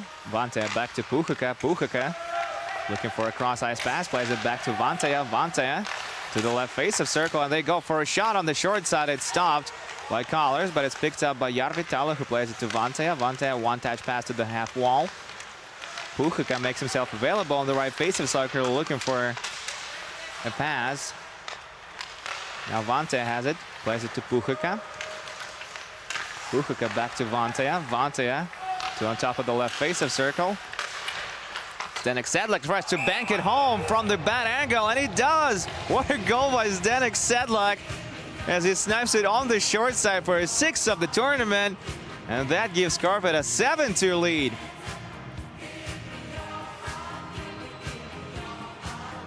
Zdenek Sedlak finds the teeniest, tiniest opening between the mask of Chris Collars and the goalpost, and that's exactly what he puts it. Colors almost gave him nothing to shoot at, but this Czech import player still found what he was looking for. And that gives Karpat a 5-goal lead, and looks like this one is all but over in Sochi. It's incredible how many goals this Karpat side can score at the tournament, but when they needed it the most in the semi-final game, they could only eke out one.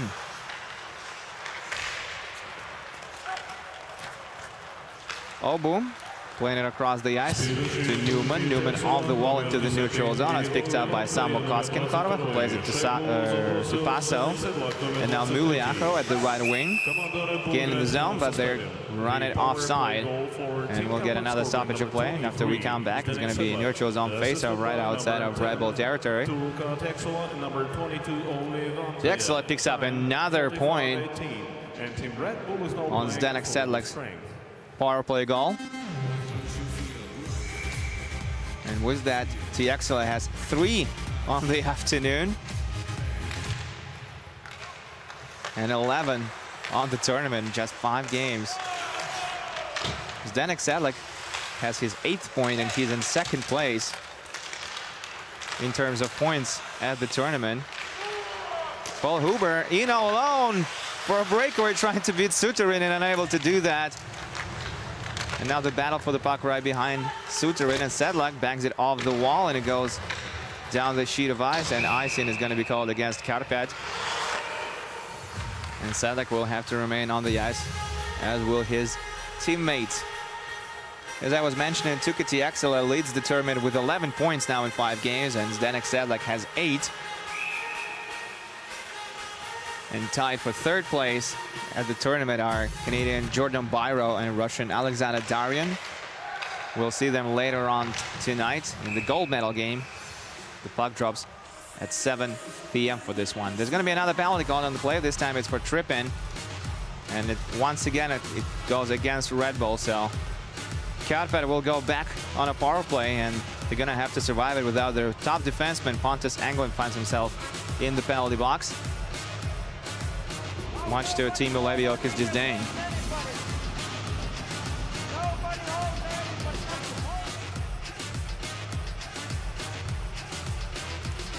Gold medal game, as I already mentioned, will commence at 7 p.m.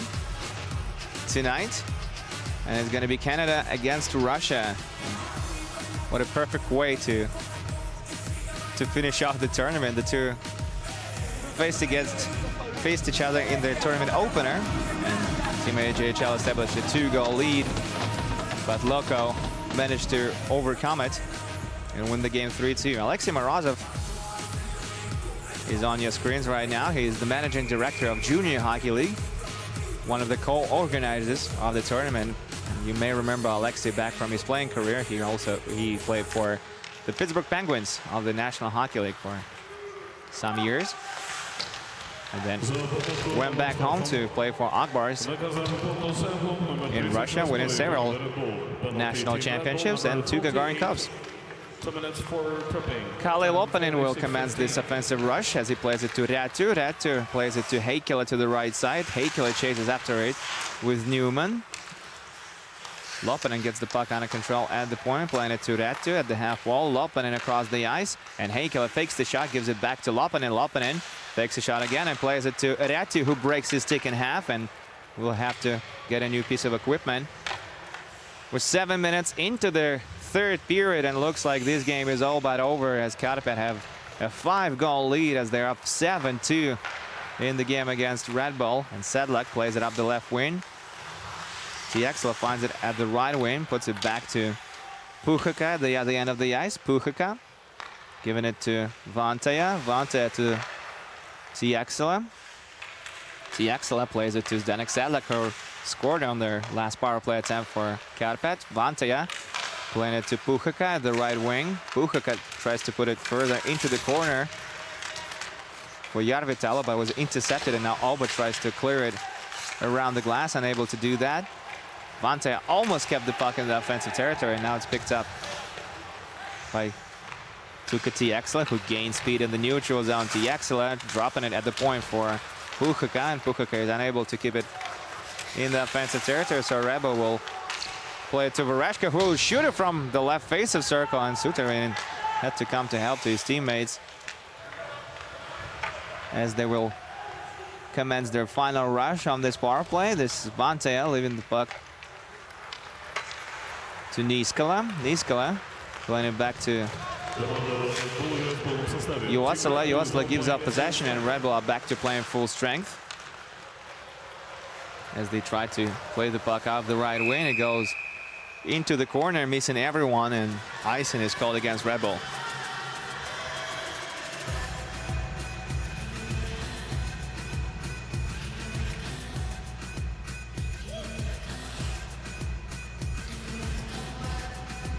Karpat scored 3 goals in each of the first 2 periods, and they have already found scoring in this period once, and there's still a lot of time on the clock. But it doesn't look good for Red Bull. We're down by 5, and just killed off another penalty. Shot taken from the blue line, and it was Niskala taking it, missing the net wide. Now Pontus Englund gets the puck under control with his head up. Pontus Englund hitting Lindner on open ice. And Juosala retrieves the puck in his defensive territory, banging it off the wall. It's in the neutral zone now as Eriksson plays it to his defenseman. Olbo gets the puck on open ice, gains speed in the neutral zone. There's nobody there, and Olbo is able to skate into the offensive end and take a shot from the high slot, which goes over the net. And Paso tried to clear it to the neutral zone, but it's picked up by Aturiatu now. Eckel puts it around the rim. There's going to be a penalty call on the play, and this time it's going to go against Karpat. And I believe it's going to be Zdenek Sedlak who will find himself in their penalty box.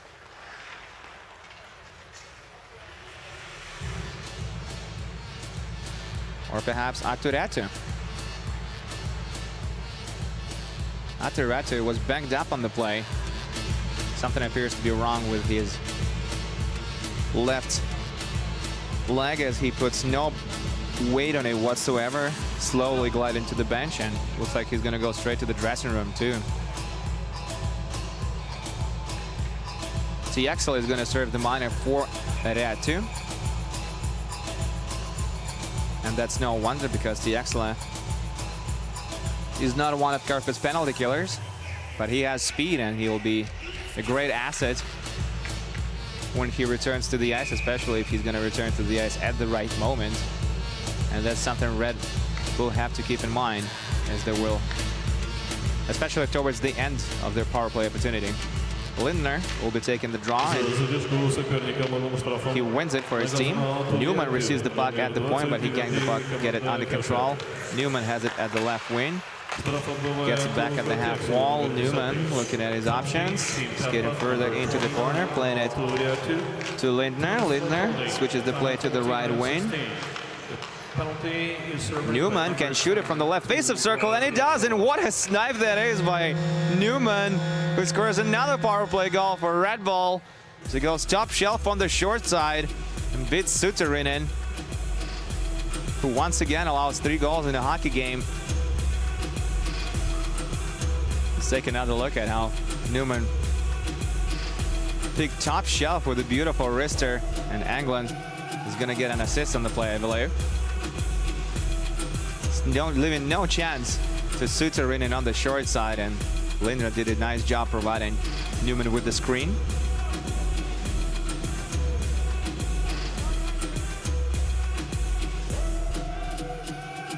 And Newman scores his first goal of the tournament. It's a 7-3 hockey game here in Sochi in the bronze medal game.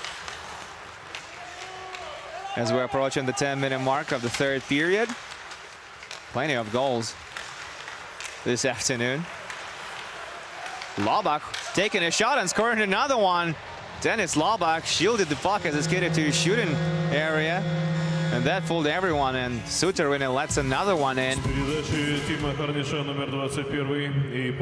SPA announcer going through the last goal Red Bull scored on a power play. Dennis Laubach, a German forward, Команда Scores a beauty as he skated Karpat играет в полном составе. behind the net and For Team Red Bull scored by number with 3 39, defensemen on his shoulder. Dennis Lobach picks low corner on the far side. assisted by number And that makes it a 7-4 hockey game and number 38, with 10 minutes and 4 seconds remaining on the clock. So Team Red Bull is now playing at full strength. at the very least, Red Bull lead 2-1 in the third period, but it doesn't change much in the big picture. They're still down by 3, just as they were coming into the third period. Шайбу забросил Денис Лобов, номер 23. Goal for Team Red Bull scored by number 23, Dennis Moylan Lobov. is in that offensive zone, but he loses the puck, and now Vereshka tries to get the zone at the other end of the ice, and offside is going to be called on Red Bull. So we're going to get a neutral zone faceoff right outside of Karpat's territory.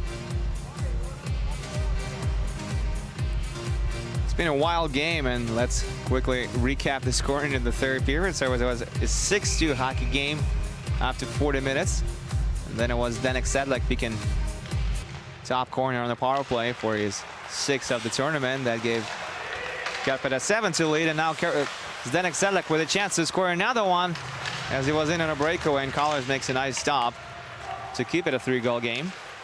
Christian Abu with a nice move to get into their offensive territory, skates into the corner with it, and Karpat are able to retrieve the puck and put it into the neutral zone. As I was saying, Sedlak scored the first goal of the period, and then it was Luka Newman who brought it back to a 4-goal differential, and just 15 seconds later it was Dennis Lobach scoring his 2nd of the tournament. Karpat with a chance for a 2-0 rush as they put the puck into the offensive end, but since their line was out there for a long time, they will skate to the bench instead and get some fresh legs out there.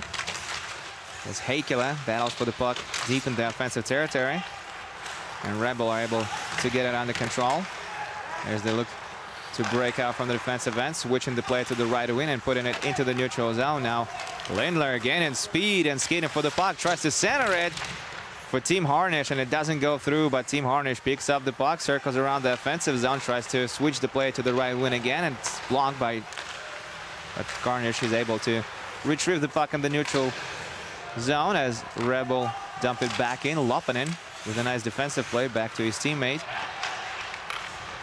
Karpat tried to start up the rush up the left wing, unable to do that. Karlqvist has the puck behind the goal line, playing it to Gadomchik. Gadomchik to open ice for Arak, and Arak gives up possession in the neutral zone as he was skating past their red line. Karpat dumped the puck in. Collars will play to his defenseman. Arak finds himself in front of the net, harassed by 2 men in black. Karlqvist looking at his options, and actually it's Englund, excuse me. And now Arak receiving the long pass, taking a shot, and it's going to be gloved no problem by Suterinen, who's in his 2nd game of the tournament. Allowed 3 goals against Atsilarja Tršinets in round robin, and he already let in 4 in this bronze medal game. And with just under 8 minutes remaining on the clock, it's Red Bull who lead by 3. It's a 7-4 hockey game.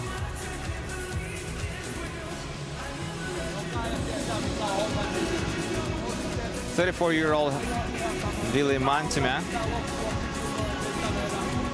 when he was talking to the reporters yesterday afternoon, he mentioned that he had to wake up his players after 40 minutes of play in the semi-final matchup against Team AGHL, and he said that probably the whole arena heard him yell. Very emotional head coach. He's also been almost at every game of the tournament, even came to their consolation round games. Ville Mantime is just 34 years old and already finding success in junior hockey.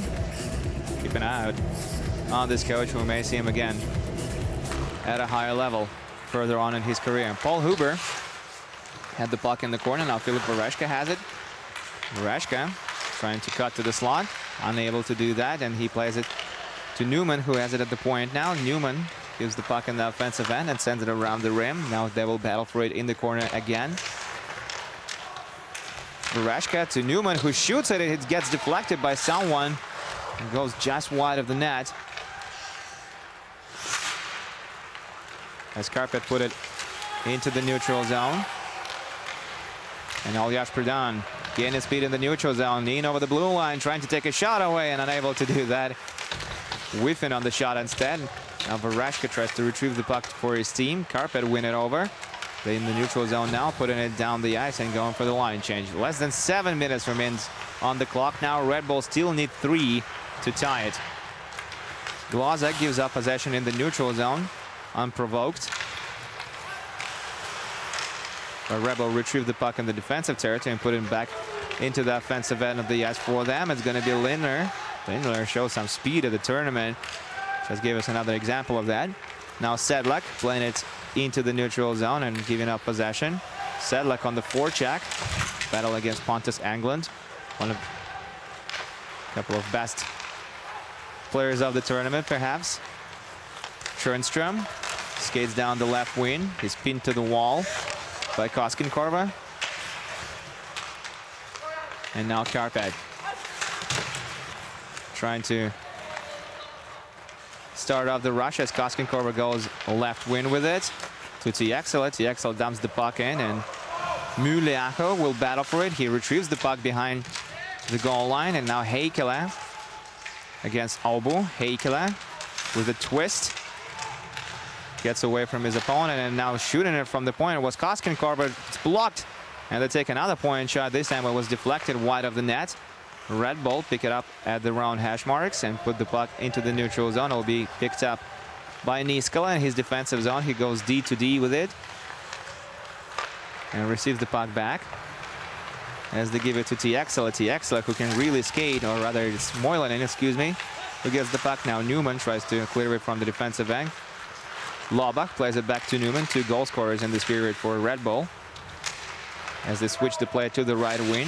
Marcel Zitz is unable to retrieve the puck, but they will shoot it from the point and try to score on the rebound as the puck remains loose the whole time and unable to bury it.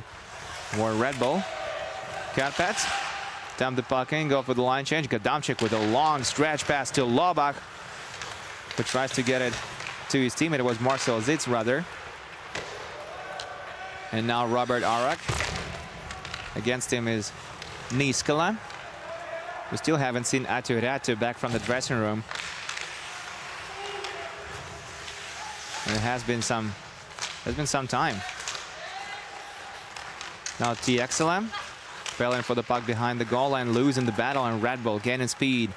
Skating through the neutral zone as Filip Vereshka skates to the left corner, loses the puck, but Huber was able to pick it up, but he loses his balance. Tries to get it back to Vereshka, and it's unsuccessful. As Karpat put the puck back into the neutral zone and go for the line change. Christian Albo with a quick pass to Aljaž Predan, who receives it in the offensive territory, thinks over what to do. They plays it to Vereshka. Vereshka tries to get it back to Predan. And Karpat intercept the pass. Karpat now have it in the defensive zone. Paso gets it into the neutral zone, passing it to Roatsalainen, who passes it to his left to Zdenek Sedlak. And it hops over Zdenek Sedlak's stick. And now Karpat will have to retrieve it on the forecheck. 3 minutes and 20 seconds remains to be played in the third period, as both teams are trying to get the momentum on their side and unable to do that. And if it's any consolation to Red Bull fans, their team is leading in the third period 2-1. But it's Karpat who will leave on the scoreboard 7-4. Final 3 minutes of play in the third as Karpat put the puck into the offensive territory. Moilanen battles for it and he wins the battle, playing it to the point. And Karpat unable to keep the puck in the offensive territory. Niskala let it go to the neutral zone, but Karpat retrieved the puck and played to the right wing to Muliaco. Muliaco winds up, takes a shot into... It's stopped by Collars, who will hold on with 2 minutes and 35 seconds remaining on the clock. Red Bull still need to score 3 to tie it up and force overtime. And if they can do that, following a 3 minutes pause, we're going to go to overtime. It's going to be a 4-on-4 overtime for 10 minutes. And if there's still no score, we'll go to the shootout. But right now, this scenario seems, to put it mildly, unlikely. 2 minutes and 30 seconds is all Red Bull have to score 3 goals. Puck goes up into the air. It stays in play as Koskenkorva is able to find it and play it up the left wing. Gadamchik keeps the puck in the offensive end for his team, but they can't get it under control, so Karpat put it into the neutral zone.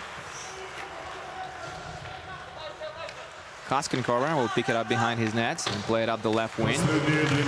It's almost intercepted by Red Bull, and now the puck goes out of play.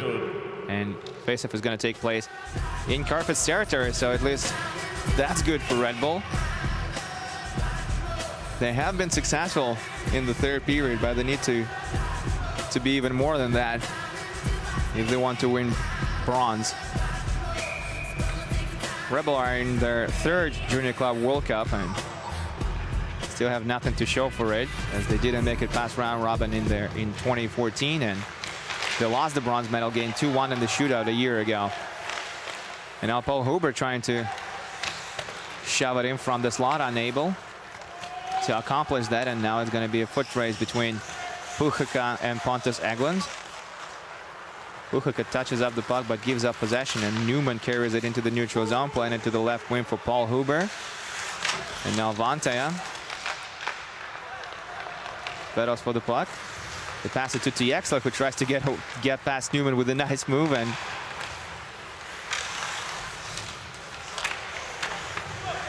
not being able to do that. Now they battle for the puck in the corner with 1 minute and 15 seconds on the clock. Or rather, Lindner is there trying to unglue it from the wall.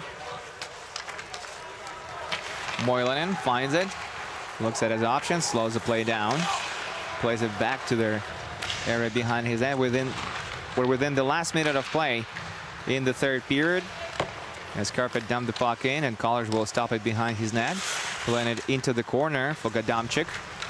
Gadamchik, backhand pass to the neutral zone. Lindner switches the play to the left wing, and now Karpat putting it back in the neutral zone. And Sedlak shooting it in. Sedlak is up against 5 Red Bull players on the forecheck.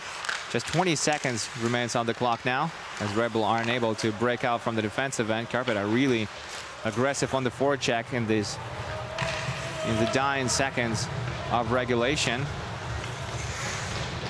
10 seconds remains to be played in the game, and looks like Karpat will just work the clock. And as the time dwindling down, we hear the horn sound, and that's that. Karpat, as expected by many, win this bronze medal game almost without a hitch. Final score is 7-4 for Karpat, and Finland have their 2nd medal at Junior Club World Cup. This time it's bronze, as Red Bull lose their 2nd consecutive bronze medal game. That does it for us here. We'll be back in just under 2 hours' time for the gold medal game between Team AJHL, representing Canada, and defending champions of the tournament, Loko Yaroslavl. Very exciting final game it should be. Canada against Russia, and Loko eyeing their 3rd win at the tournament. They're going to be the first team to be awarded the cup for the 3rd time if they can pull it off. So that's our headline coming into the final game. Thank you so much for being here with us this afternoon. My name is Andrea Sachinka, and on behalf of all of our crew, I'd like to thank you for tuning in wherever you're looking from. We'll be here again for the gold medal game, obviously, after a short break, as we're waiting to see Karpat being awarded bronze medals, which they definitely deserved. Karpat really impressed us at the tournament, having scored 19 goals in round robin just in 3 games, falling short to Alberta in the semifinal, but they came back strong for this bronze medal game and scored 7 more goals, and that means they finished the tournament with 27 tallies in just 5 games. and two of their players have a good chance to finish on top of the tournament in points. And obviously I'm referring to Tuki Tiexla and Zdenek Sedlak. Tiexla leads the tournament in points and Sedlak leads the tournament in goals with 6. Мы начинаем церемонию награждения бронзовых призеров Кубка мира по хоккею Sirius 2019. Ladies and gentlemen, It may be a preseason tournament, but you definitely see how much media attention it draws, and what hockey people would get to see at the tournament too. And isn't it nice to win a medal before the season starts and to receive it from Alexei Morozov himself? The KHL Vice President for the Youth Hockey Development, Mr. Alexei Morozov. И заместитель руководителя фонда «Талант и успех» по направлению спорт Дмитрий Савин. And Deputy Head of the Talent and Success Foundation in the Sports Direction, Mr. Dmitry Savin. Итак, бронзовыми медалями за третье место many of my colleagues and I myself expected Karpat to do a little better at the tournament and make it to the gold medal game, but following the loss of Jesse Koskenkorva, who was called up to Karpat's first team to get ready for the season in the Sam Liga, he left the team after round robin, and that turned out to be a huge loss for Karpat, and his absence was definitely felt.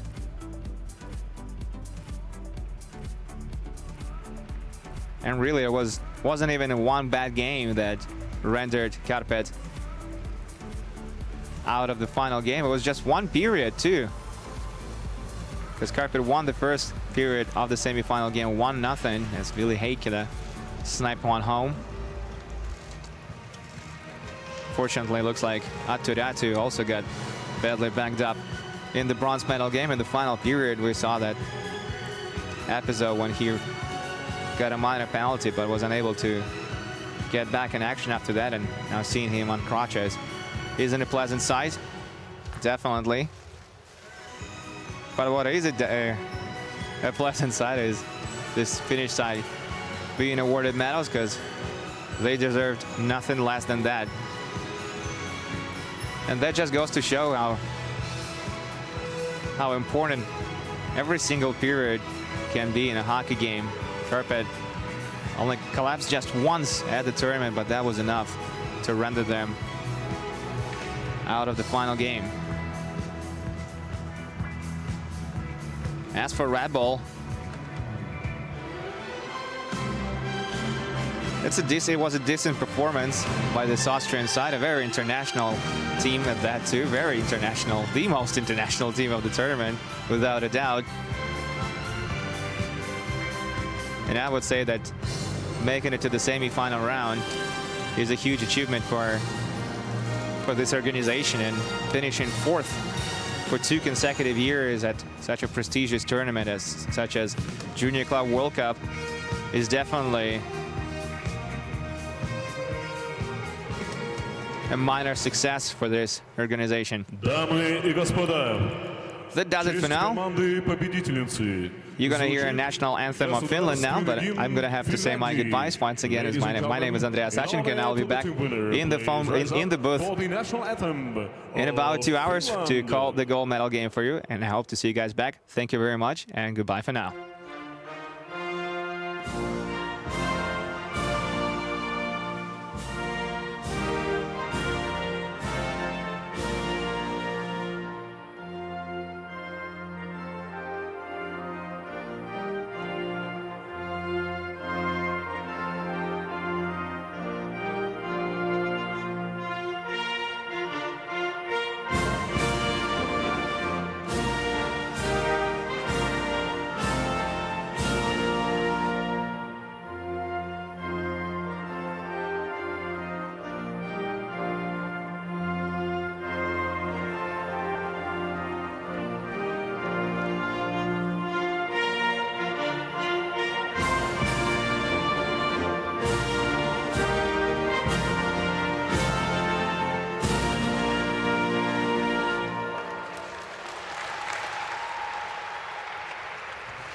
Дамы и господа, мы